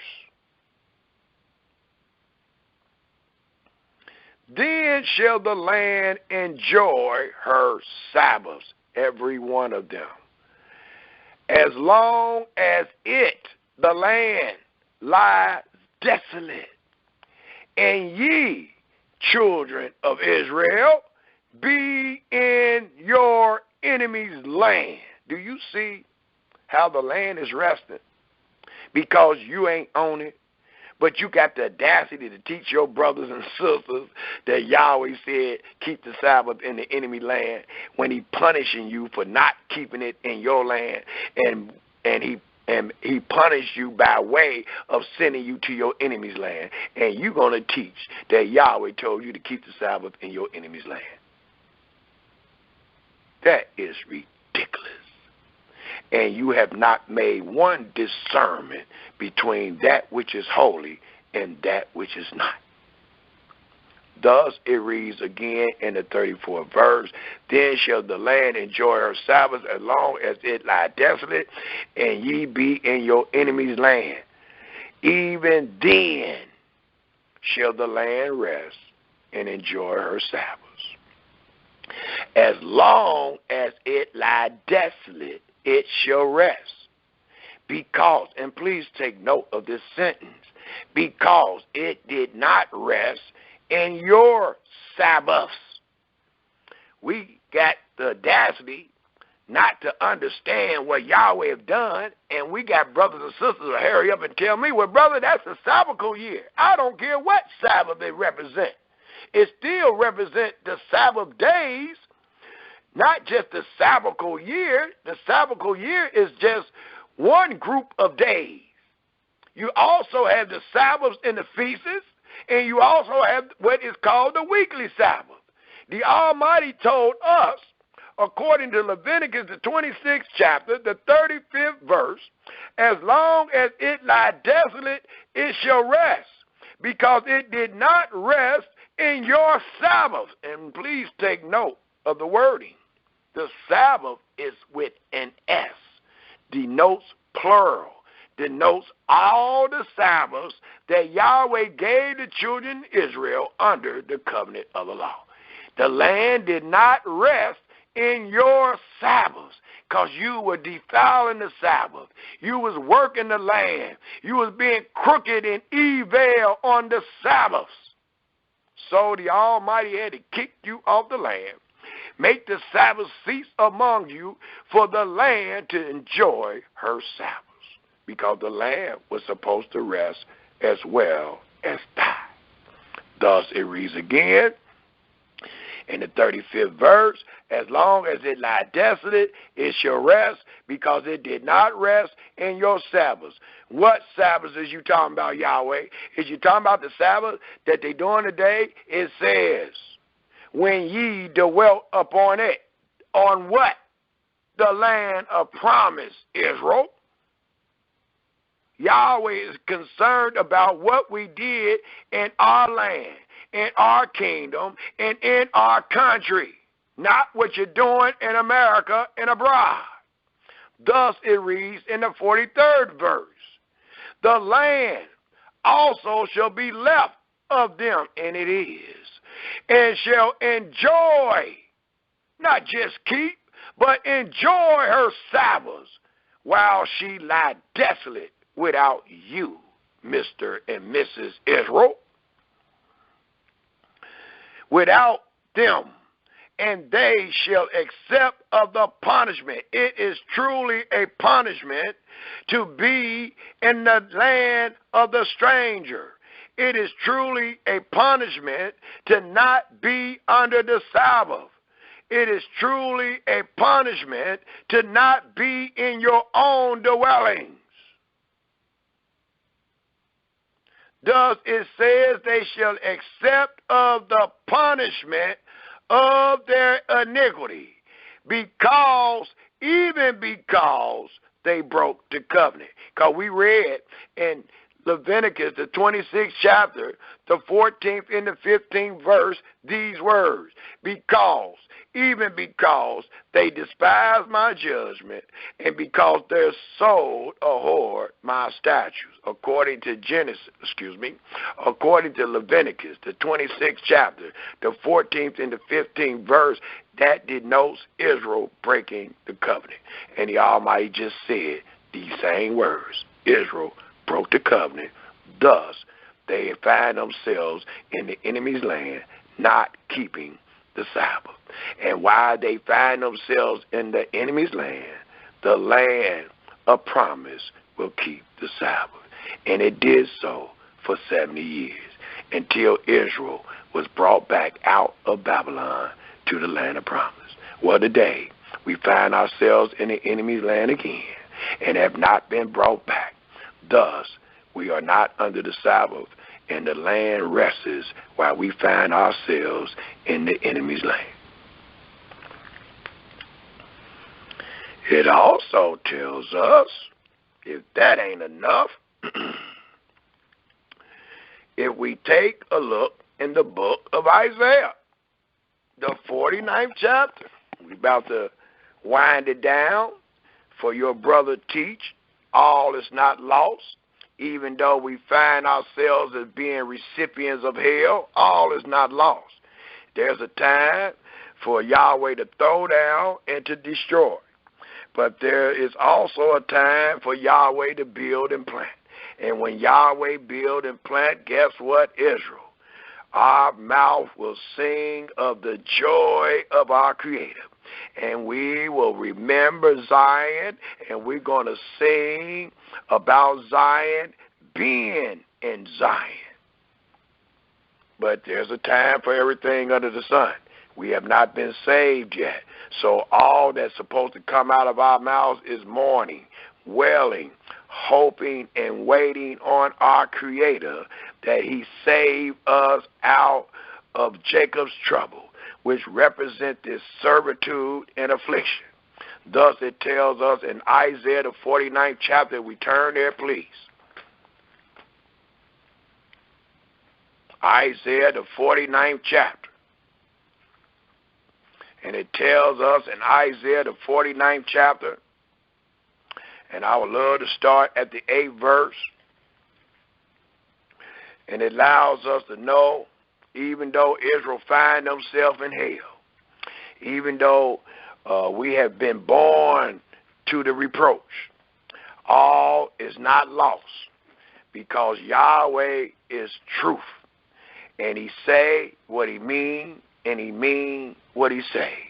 And he have made a covenant with our fathers, Abraham, Isaac, and Jacob, and he have promised them that he will be a Elohim to their children, and their children will be his children, and that he will give them the land of promise forever. So our hope is in the covenant that Yahweh has made with our fathers, that he will return us back to the land of promise as he swore into our fathers. Thus it reads in Isaiah, the 49th chapter, starting at the 8th verse, and it reads, "Thus said Yahweh, in an acceptable time, for there is, Israel, a time for everything under the sun, have I heard thee, and in a day of salvation have I helped thee.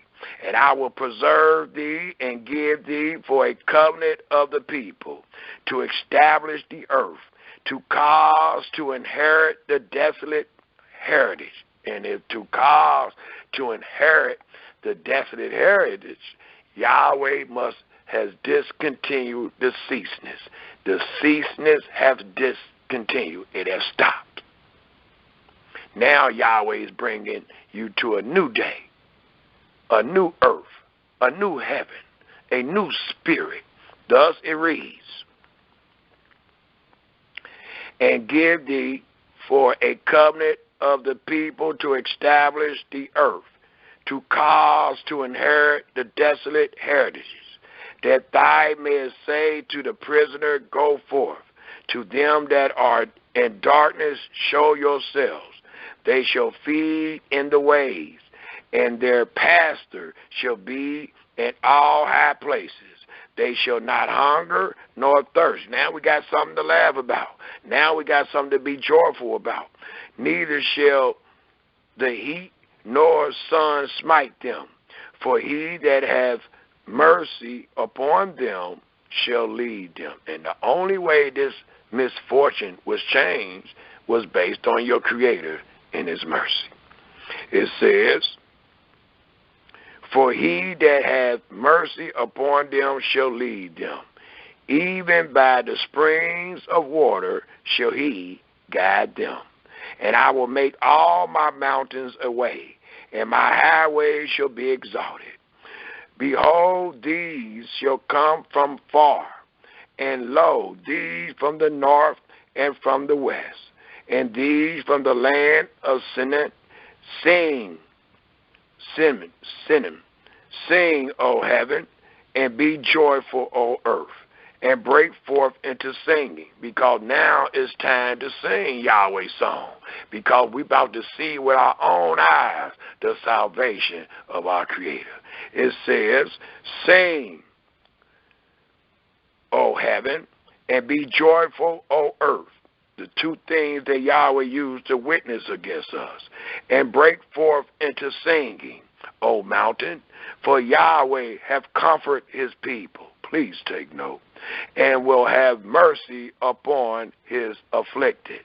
We are afflicted until Yahweh bring forth his mercy. Until Yahweh save us and deliver us, we need to be comforted. If you need to be comforted, what are you doing singing songs of merit and joy and peace? It says in the 14th verse, "But Zion said, Yahweh hath forsaken me, and my master hath forgotten me." The Almighty said, and I would love for you to understand these things, can a woman forget her suckling child, that she should not have compassion on the son of her womb? And the answer is yes. We see it all the time with these young women and these abortion clinics and giving up their children and selling their children. It says, can a woman forget her suckling child, that she should not have compassion on the son of her youth? The answer is yeah. They may forget, yet will I not forget thee. So the Almighty allowing us to know in our hope to rest assured that he will not forget us. He will remember the oath and that which he swore unto his friend Abraham.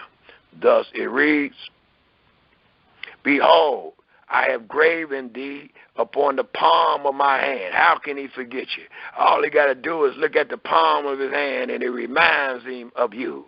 Behold, I have graven thee upon the palm of my hand. Thy walls are continuously before me, not just the children, but the great city Jerusalem and Mount Zion. It says,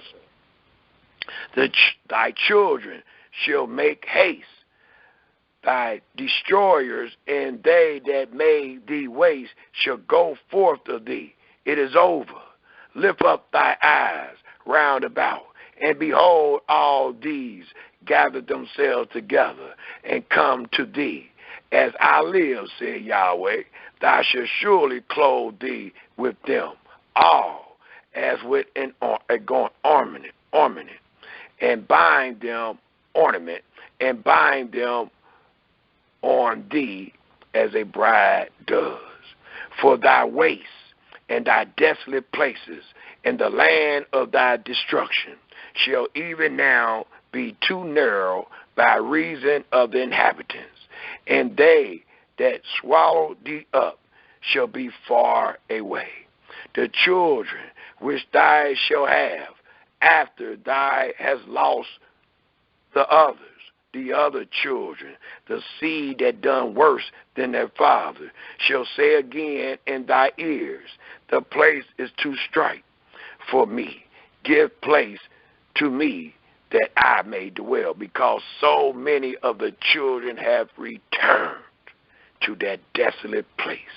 It says in the 21st verse, then shall thou say in thy heart, who have begotten me these, saying, I have lost my children, and am desolate, a captive, and removing to and fro, and who have brought up these?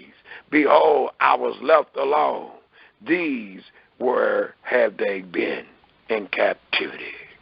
It says, thus said Yahweh Elohim, behold, I will lift up my hand to the Gentiles, and set up my standard to the people, and they shall bring thy sons in their arms, and thy daughters shall be carried upon their shoulders, and kings shall be thy nursing fathers, and their queens thy nursing mothers. They shall bow down to thee with their face toward the earth. Lick up the dust of thy foot, and thou shalt know that I am Yahweh. For they shall not be ashamed that wait for me. Please take note. Shall the prey be taken from the mighty, or the lawful captive delivered?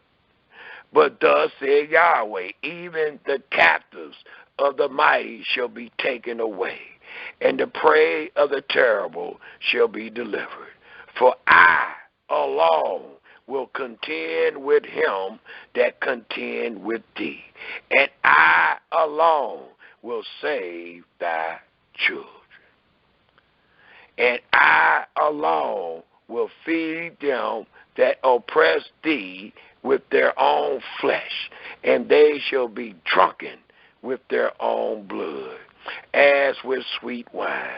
And all flesh shall know that I alone am Yahweh Elohim. It says, I, Yahweh, am thy Savior alone, and thy Redeemer, the mighty one of Jacob. And you can rest assured we will start singing in that day. It also tells us, if we take a look at the 65th chapter, and let me go to 6, and forgive me for skipping some of these chapter and verses, but due to time restraint, we can't go over them all. But I want to go to the 62nd chapter of Isaiah. Let's go to the 62nd chapter of Isaiah. And it tells us in the 62nd chapter of Isaiah, And it reads, starting at the very first verse. For Zion's sake will I not hold my peace, and for Jerusalem's sake I will not rest until the righteousness thereof go forth as brightness, and the salvation thereof as a lamp that burneth. And the Gentiles shall see thy righteousness, and all the kings thy glory, and thou shalt be called by a new name, which the mouth of Yahweh shall name. Thou shalt also be a crown of glory in the hand of Yahweh. For there's a time for everything under the sun. Now there's a new day. There's a new time. All the evil and all that has passed, it reads, and a royal diadem in the hand of thy Elohim. Thou shalt no more be termed forsaken, which you were in the land of your enemies.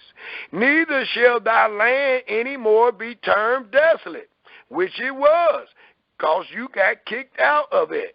But thou shalt be called Hezabah, and thy land ruler. For Yahweh delight in thee, and thy land shall be married. As we talked, dealing with Ezekiel, the 16th chapter last week.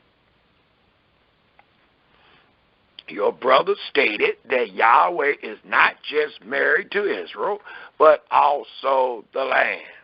Thus it read, and thy land shall be married. You can find that truth also in Ezekiel, the 20th chapter, the 6th verse. For as a young man marries a virgin, so shall thy sons marry thee. And as the bridegroom rejoices over the bride, so shall thy Elohim rejoice over thee.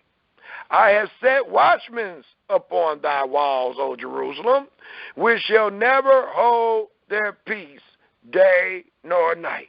Ye that make mention of Yahweh, keep not silent. This is the day we're going to sing out loud, because we're going to witness Israel being saved out of Jacob's trouble. It says,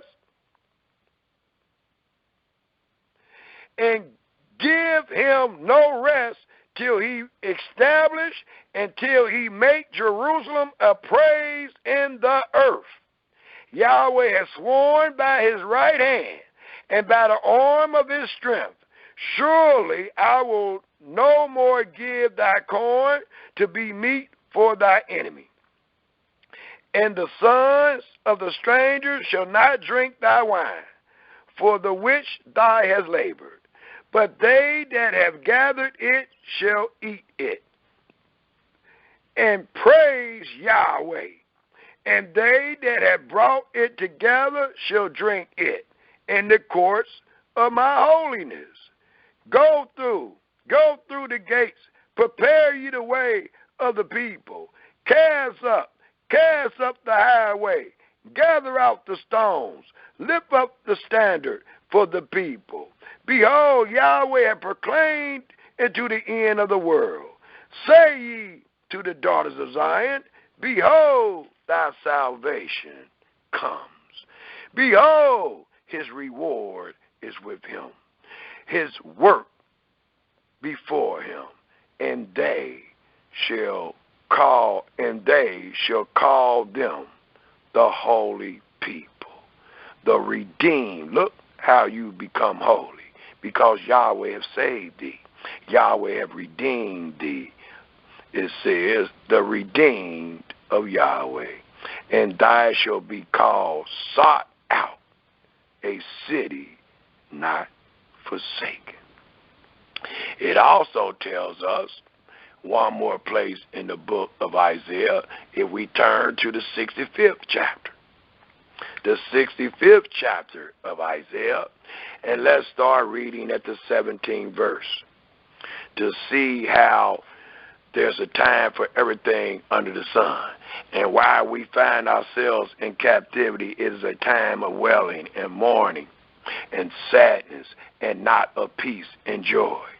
But when those things change, when the time comes, that Yahweh is ready to build and plant. It tells us in Isaiah, the 65th chapter, starting at the 17th verse, for behold, I create a new heaven and a new earth, and the former shall not be remembered. All those sins that you committed, all those iniquities that your fathers committed in the land will not be remembered, nor come into mind. But be ye glad. See, the chime has changed. Now it's time to be glad. It's time to rejoice. It's time to seek peace. It says, but be ye glad and rejoice forever in that which I create. For behold, I create Jerusalem a rejoicing. Right now it's not. Right now it's desolation. Right now it's a wailing. Right now it is sorrowful. Right now even Jerusalem is waiting for the children to return. It says, behold, I create Jerusalem a rejoicing, and her people a joy. The joy has returned, and I will rejoice in Jerusalem, and joy in my people, and the voice of weeping, what? Shall be no more heard. But that don't come to pass until you are saved, until you are redeemed. Until then, you should be hearing the voice of crying. It says again, Israel, in the 19th verse, and I will rejoice in Jerusalem, and joy in my people, and the voice of weeping shall be no more heard in her, nor the voice of crying. There shall be no more thence an infant of days, nor an old man that have not fulfilled his days. And the infant of days are speaking about the youth dying in the sense of miscarriage and things like that. It says, there shall no more thence an infant of days, nor an old man that has not fulfilled his days. For the child shall die 100 years old, but the sinner, being 100 years old, shall be accused or cursed. And they shall build houses and inhabit them, and they shall plant vineyards and eat the fruit of them. They shall not build and another inhabit. They shall not plant and another eat. For as the days of a tree are the days of my people, and my elect shall long enjoy the work of their hands. They shall not labor in vain, nor bring forth for trouble. For they are the seed of the blessed of Yahweh, and their offspring, your children, today with them. And it shall come to pass that before they call, I will answer. He is no longer hiding from thee. And while they are yet speaking, I will hear. The wolf and the lamb shall feed together, which represent peace, and the lion shall eat straw like the bullock, and dust shall be the serpent's meat. They shall not hurt nor destroy in all my holy mountain, saith Yahweh. It also tells us, if we take a look,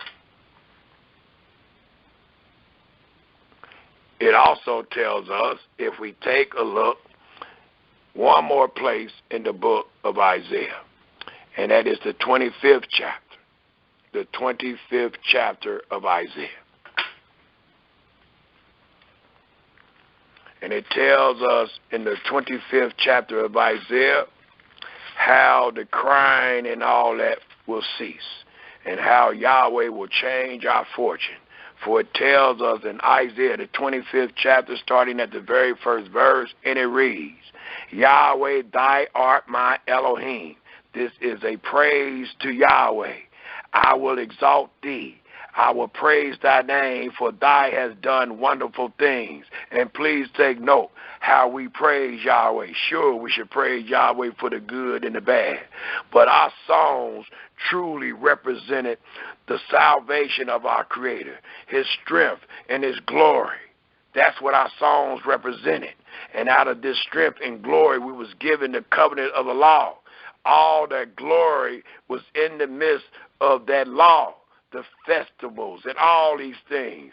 The great joy of Israel consists of the covenant of the law, which is ceased this day. Thus it reads, again in the first verse, Yahweh, thy art my Elohim, I will exalt thee. I will praise thy name, for thy has done wonderful things. Thy counsel of old are faithfulness and truth. For thy has made of a city an heap, of a defense city a ruin, a palace of strangers to be no city, and it shall never be built. Therefore shall the strong people glorify thee. The city of the terrible nations shall fear thee. For thy has been a strength to the poor. And that's why we sing. That's why we are obligated to do all that Yahweh has said when he brought us under the covenant, because we sing what he done for us. A strength to the needy in his distress, a refuge from the storm, a shadow from the heat, when the bliss of the terrible ones is as a storm against the wall. Thou shalt bring down the noise of the stranger, as the heat in a dry place, even the heat with the shadow of a cloud. The branch of the terrible one shall be brought low. And in this mountain shall Yahweh of hosts make unto all people a feast of fat things, a feast of wine on the lees, a fat thing full of myrrh, of wine on the lees, well refined. And he will destroy in this mountain the face of the covering, cast over all people, and the veil that is spread over all nations. He will swallow up death and victory, because now the old men and the children is guaranteed to live to be 100 years old. It says he will swallow up death and victory. And Yahweh Elohim will wipe away tears from off all faces. No more sadness, no more wailing, because Yahweh have changed the times. For there is a time for everything under the sun. Thus it says, wipe away tears from off all faces, and the rebuke of his people shall be taken away from off all the earth, for Yahweh has spoken it. And it shall be said in that day, not today, but when these things are done, lo, this is our Elohim. We have waited for him, because he's going to do it if you just hope and wait. And he will save us. This is Yahweh. We have waited for him. We will be glad. Please take note when the songs are going to be sung. We will be glad and rejoice in his salvation. For in this mountain shall the hand of Yahweh rest, and Moab shall be trodden down up under him, even as straw is trodden down for the dunghill. And he shall spread forth his hand in the midst of them, as he that swim spread forth his hand to swim, and he that bring down their pride together with the spoils of their hands, and the fortress of the high fort, and thy walls shall he bring down, lay low, and bring to the ground, even to the dust. And that represents Israel's salvation from the land of the Gentiles. It also tells us, if we take a quick look at Jeremiah, the 30th chapter. Jeremiah, the 30th chapter. And I would like to read the 3rd verse to the 7th verse. Real quick. the 30th chapter, the 3rd verse to the 7th verse. And it tells us in the 3rd verse of Jeremiah, the 30th chapter, for lo, the days come, said Yahweh, for there is a time for everything under the sun, that I will bring again the captivity of my people, Israel, and Yehudah, said Yahweh, and I will cause them to return to the land that I gave to their fathers, Abraham, Isaac, and Jacob, and they shall possess it. And these are the words that Yahweh speak concerning Israel and concerning Yehudah. For thus said Yahweh, we have heard a voice of trembling, of fear, and not of peace. Please take note what the prudent man sing and what the prudent man heard. They sing wailing. They sing trembling. They sing no peace. Ask ye now and see whether a man does travel with child. Wherefore do I see every man with his hand on his lions, as a woman in travail, and all faces are turned into paleness, no peace, no joy, no merit, but trembling, fear. It says in the 7th verse, in the last verse I will read, alas, for the day is great. As I love to teach, all is not lost. Yahweh is merciful, long-suffering. Thus it reads, alas, for the day is great, so that none is like it. It is even the time of Jacob's trouble, but he shall be saved out of it. It also tells us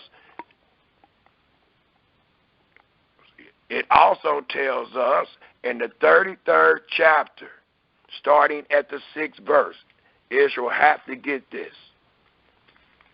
The comments and the questions can wait. This must be gotten with every time or second that we have. Jeremiah, the 33rd chapter, we're going to start at the 6th verse real quick due to time restraint. Jeremiah, 33rd chapter, I'll start at the 6th verse, and I'll read to the 17th verse, and it reads, behold, I will bring it health and cure, and I will cure them, and will reveal unto them the abundance of peace and truth. And I will cause the captivity of Jacob, or Yehudah, and the captivity of Israel to return, and will build them as at the first. Now you're back under the joy. You're back under the law. You're back keeping the Sabbath. It says, and I will cleanse them from all their iniquity whereby they have sinned against me. And I will pardon all their iniquity. That's how you being forgiven. He ain't coming and saying he's going to judge you. There's not one word mentioned here about judging, but instead forgiving.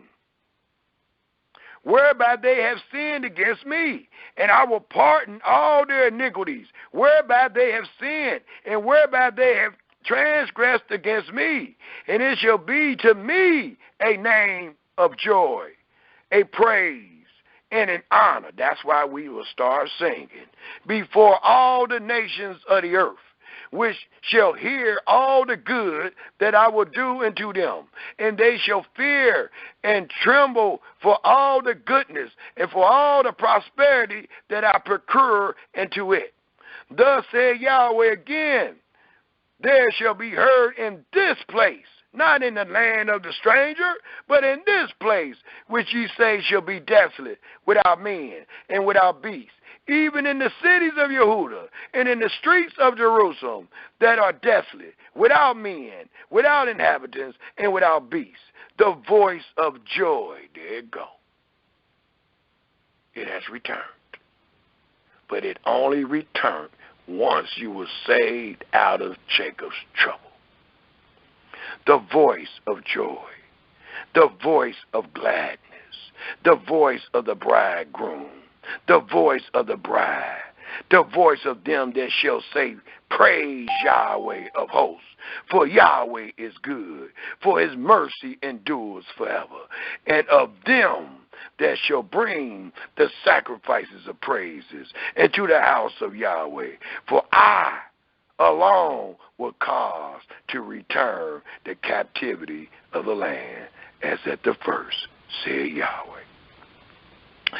Thus said Yahweh of hosts, again in this place, which is desolate, without man and without beast, and in all the cities thereof, your dwellings, Israel, shall be an habitation of shepherds, causing their flock to lie down. In the cities of the mountains, in the south and in the land of Benjamin, and in the places about Jerusalem, and in the cities of Yehuda, shall the flock pass again under the hand of him that tell them, said Yahweh. Behold, the days come, said Yahweh, that I will perform that good thing which I have promised to the house of Israel and to the house of Yehuda.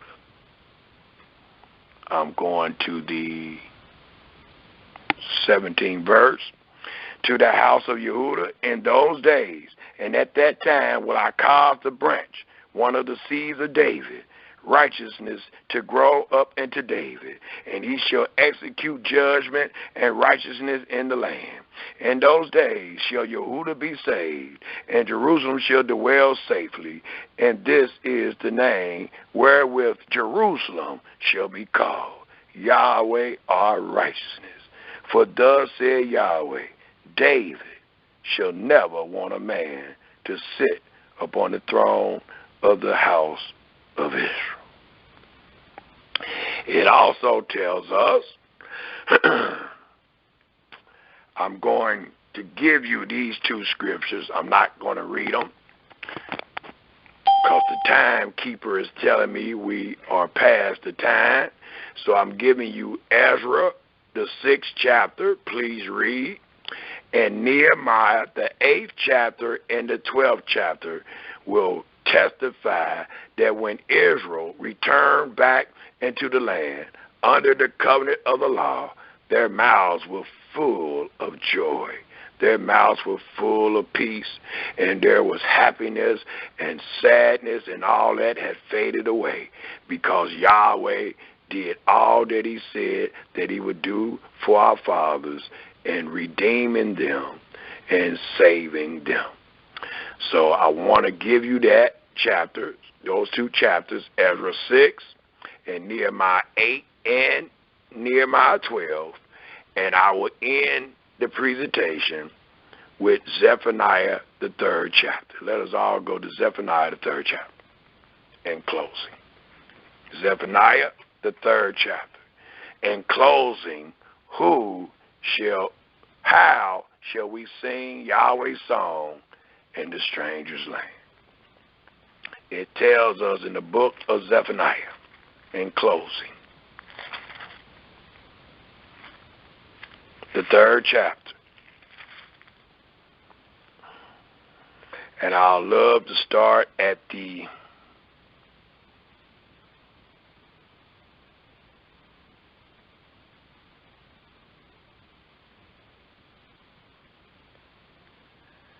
let's start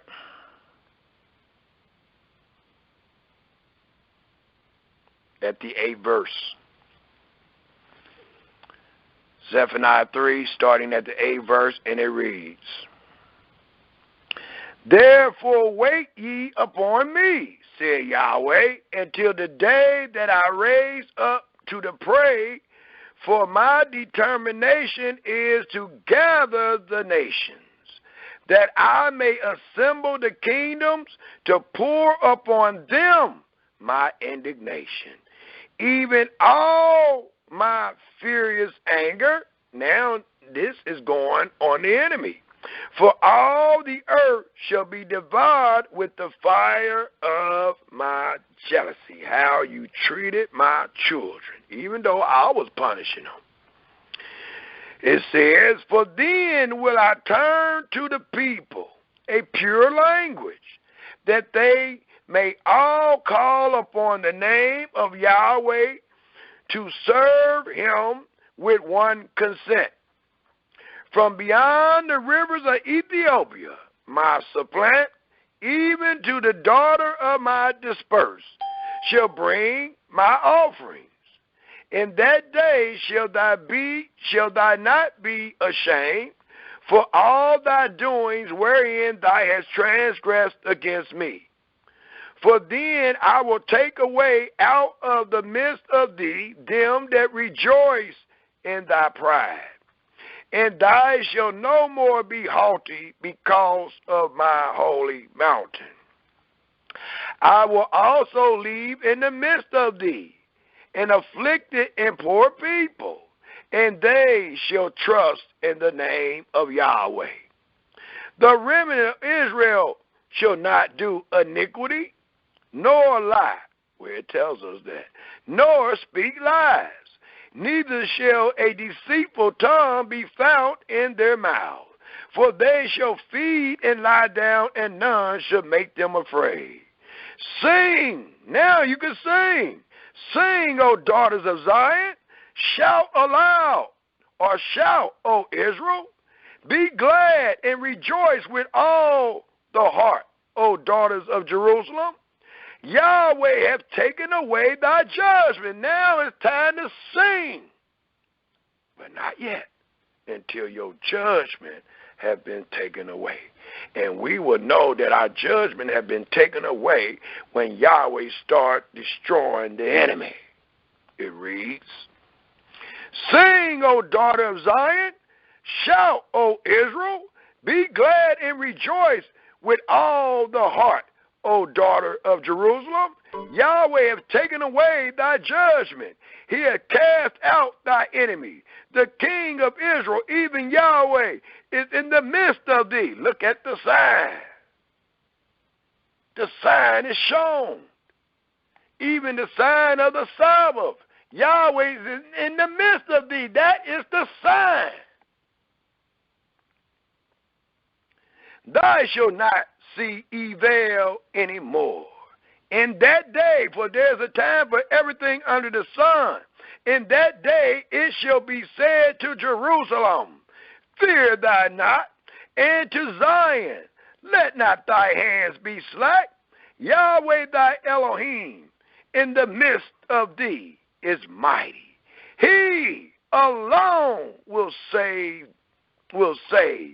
He will rejoice over thee with joy.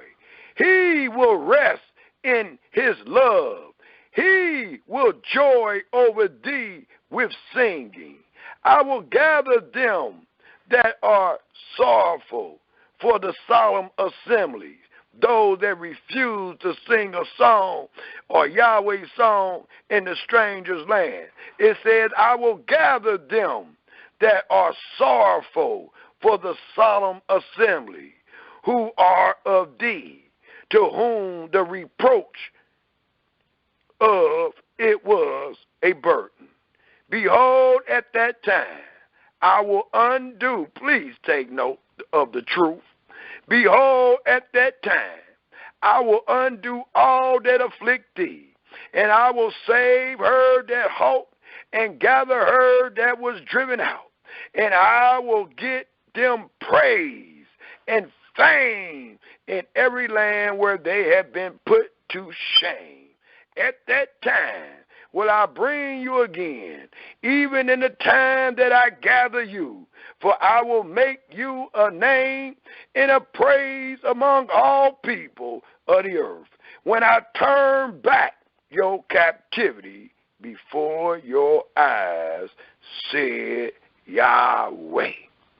Hallelujah, hallelujah, and shalom, Israel. That is the end of this presentation. How shall we sing Yahweh's song in the stranger's land? We are opening up for comments. And please remember 2 minutes per comment and question. Is there any comments or questions on how shall we sing Yahweh's song in the stranger's land? Shalom. Shalom. Shalom. Shalom. Yahushua, I'm from Virginia. Shalom, my brother. Shalom, my brother. Hallelujah. Excellent presentation. Yeah. How can we sing the Most High song in a strange land? Excellent. Great, a lot of great points was brought out. How he caused the Shabbat feast, everything to cease. How can we keep something that was taken away when we was punished for those things by not doing it in the land? To seek the Most High and to fear him is to speak truth and witness his word as written. A lot of the teachings out there are taught by the precepts of men. They honor with their lips, mouth's heart is far from them. But due to the precepts of men, you know, they say they serve him, they say they love him and such.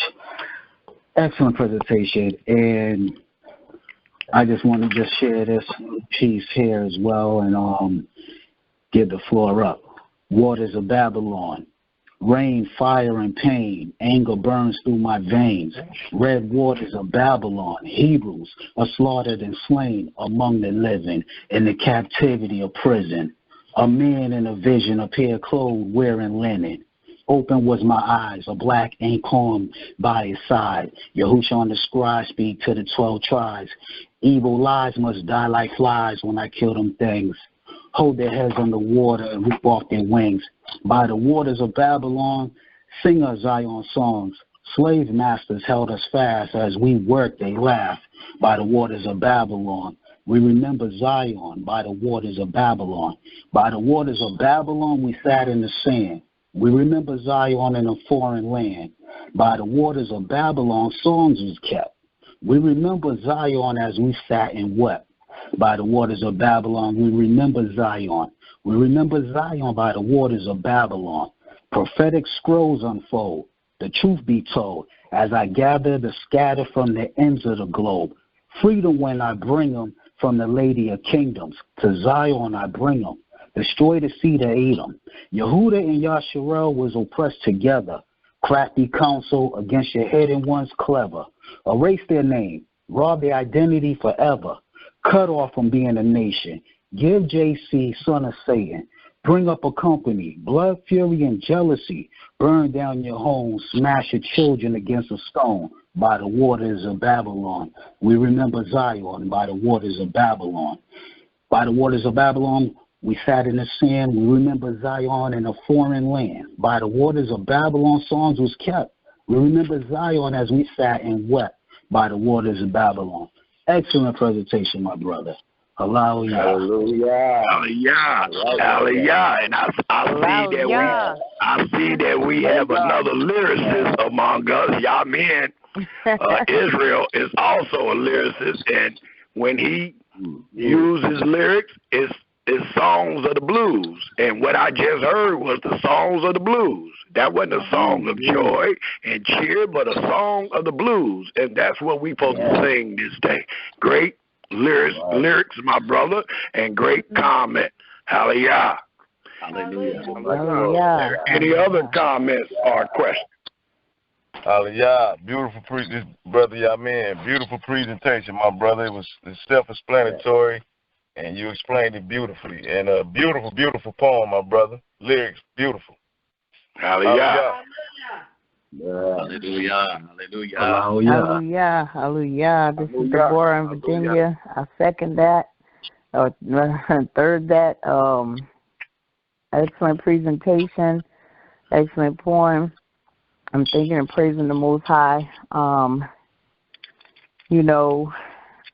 you read about the daughters of the Most High, mourning, singing a song of mourning, really, for not being able to have the Sabbath, not being able to have his set-apart days, and that's the way that I'm feeling every week. Every week, sometimes when we're riding home and I look up and I see the moon, and I just feel a sadness. I just feel a sadness because we're not able to do the things that we were able to do in our land had we had our forefathers did what the Most High said. And I'm just thankful for these classes. And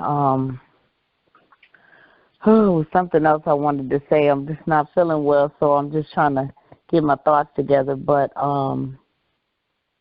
why would we want to keep such a set-apart day here in a polluted land?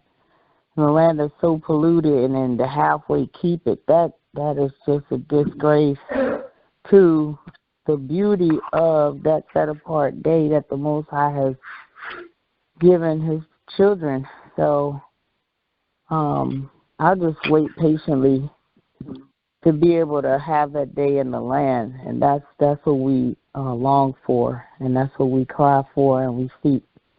So thank you for the presentation. Hallelujah. Hallelujah. And that was very wisely spoken, and it allows us to know that we all should be sorrowful for what has happened to our fathers, what has happened to our land, just like Jerusalem waits and for us to return.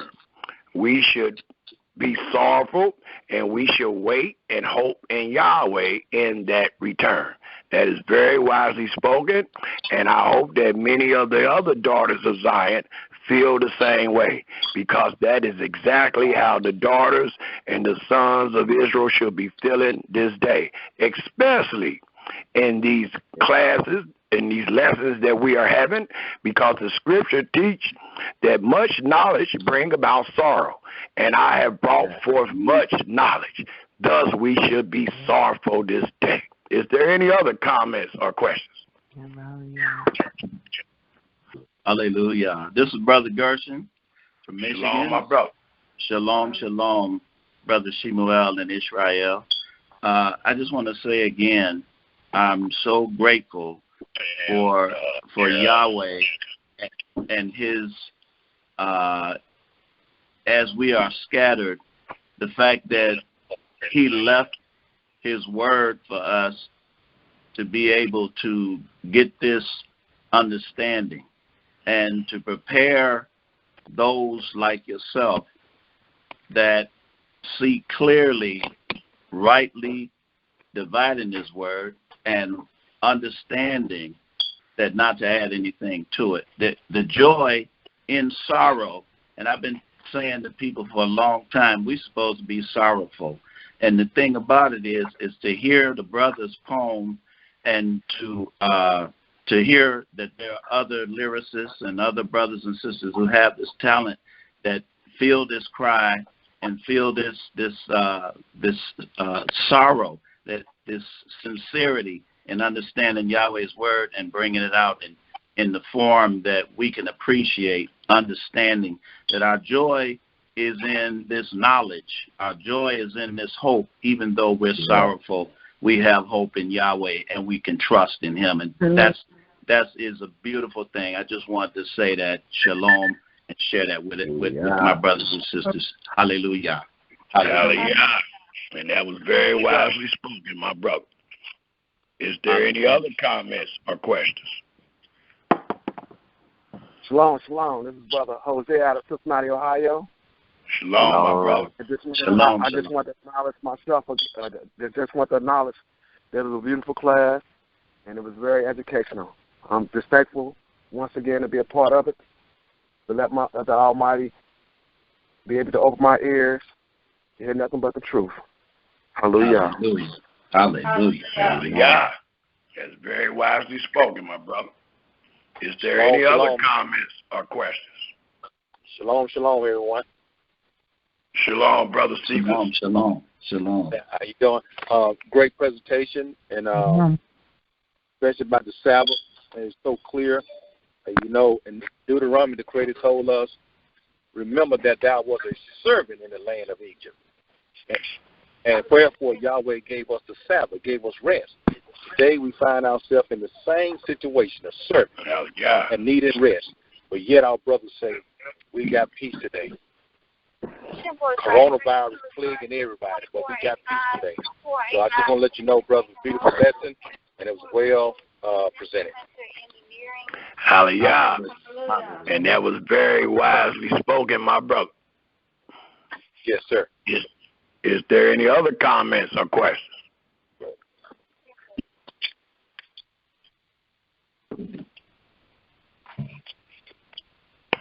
Is there any other comments or questions? If there isn't any other comments or questions, we're going to go ahead and end the presentation. But I would like to make a statement before we do. And that statement again is, fear Yahweh and depart from evil. That is some of the greatest and wisest words that you can tell any man, not just Israel, not just your brother and sister, but any man on the face of this earth. Fear Yahweh and depart from evil. And when we teach to fear Yahweh and to depart from evil, we're not telling people you can do what you want. We're not telling people to lean upon your own understanding. We're not telling people to be right in your own eyes. But instead, we are warning you to fear your Creator and don't do anything that He hates. Hallelujah. Please remember that. And not only that, I need to be clear. And what I need to be clear in is, do not think while you are in the enemy's land among evil that you will go unpunished. You will be punished by the rod of man and by the stripes of man until Yahweh come and deliver you. Hallelujah. And it is sad to know that we are punished by the enemy. The Almighty sent Nathan to David, and he told David to choose your punishment. Who you want to punish you, me or man? And David, with his infinite wisdom, said, I want you to punish me because man have no mercy. So we are being punished today by the rod of man and by the stripes of the Son of Man without any mercy. So please don't think you're going to leave this land without being punished. Hallelujah. Thank you. Hallelujah. Thank you. Hallelujah. That will be the end of the presentation. We will close by reading Psalms 118. Let us all turn our Holy Scriptures to Psalms 118. And while you turn into Psalms 118, if anybody needs the scriptures to back up what I just said, you can find that truth in 2 Samuel, the 7th chapter, the 14th verse. And you can also find that same truth in Psalms 89, starting at the 33rd verse. It will allow us to know that you will not go unpunished, that you will be punished by the rod of man and by the stripes of man until Yahweh come and save you. Repeat those two, please, again. 2 Samuel, the 7th chapter, the 14th verse. Okay. And Psalms 89, the 33rd and the 34th verse. 39 and 30. No, Psalms 89. Okay. Verse 33 and 34. Psalms 89, 33, 34. Thank you. Thank you. You're more than welcome. Let us all turn our Holy Scriptures to Psalms 118. Yes.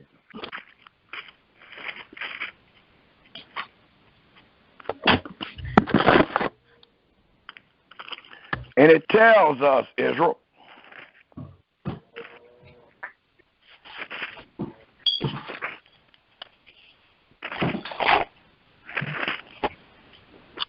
in closing, how shall we sing Yahweh's song in the stranger's land? It tells us in closing, in Psalms 118, oh, give thanks unto Yahweh, for he alone is good, because his mercy endures forever. Let Israel now say that his mercy endures forever. Let the house of Aaron now say that his mercy endures forever. Let them now that fear Yahweh say that his mercy endures forever. Let's hear it, y'all. His mercy endures forever. His mercy endures forever. His mercy endures forever and ever. His mercy endures forever. Hallelujah. Hallelujah. I called upon Yahweh in distress. Yahweh answered us and set us in a large place. Yahweh is on our side. We will not fear what man can do unto us. Yahweh take our part with them that help us. Therefore shall we see our desire upon them that hate us. It is better to trust in Yahweh than to put confidence in man. It is better to trust in Yahweh, I say, than to put confidence in princes. All nations compassed us about, but in the name of Yahweh will we destroy them. They compassed us about. Yea, they compassed us about, but in the name of Yahweh will we destroy them. They compassed us about like bees. They are quenched as the fire of thorns. For in the name of Yahweh we will destroy them. Thou hast thrust sore at us that I might fall, but Yahweh helped us. Yahweh is our strength and song, and has become our salvation. The voice of rejoicing and salvation is in the tabernacle of the righteous. The right hand of Yahweh does valiantly. The right hand of Yahweh is exalted. The right hand of Yahweh does valiantly. The right hand of Yahweh is exalted. The right hand of Yahweh does valiantly. We shall not die, but live and declare the works of Yahweh. Yahweh have chastened us sore, but he have not given us over into death.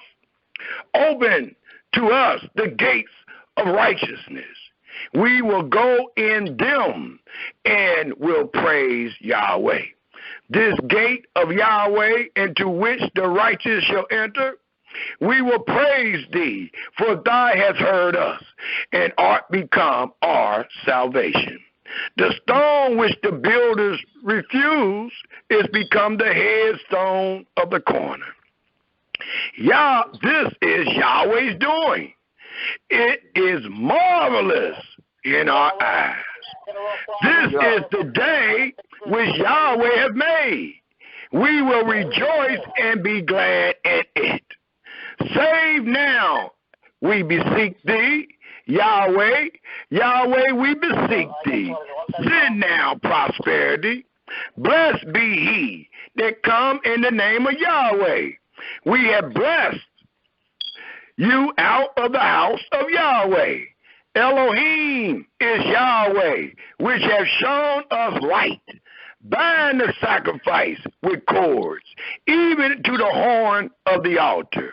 Thy art our Elohim, and we will praise thee. Thy art our Elohim, we will exalt thee. Oh, give thanks unto Yahweh, for he is good, for his mercy endures forever. Hallelujah, hallelujah, hallelujah, and shalom, Israel. Hallelujah. Hallelujah. Hallelujah. Shalom, Israel. Hallelujah. Hallelujah.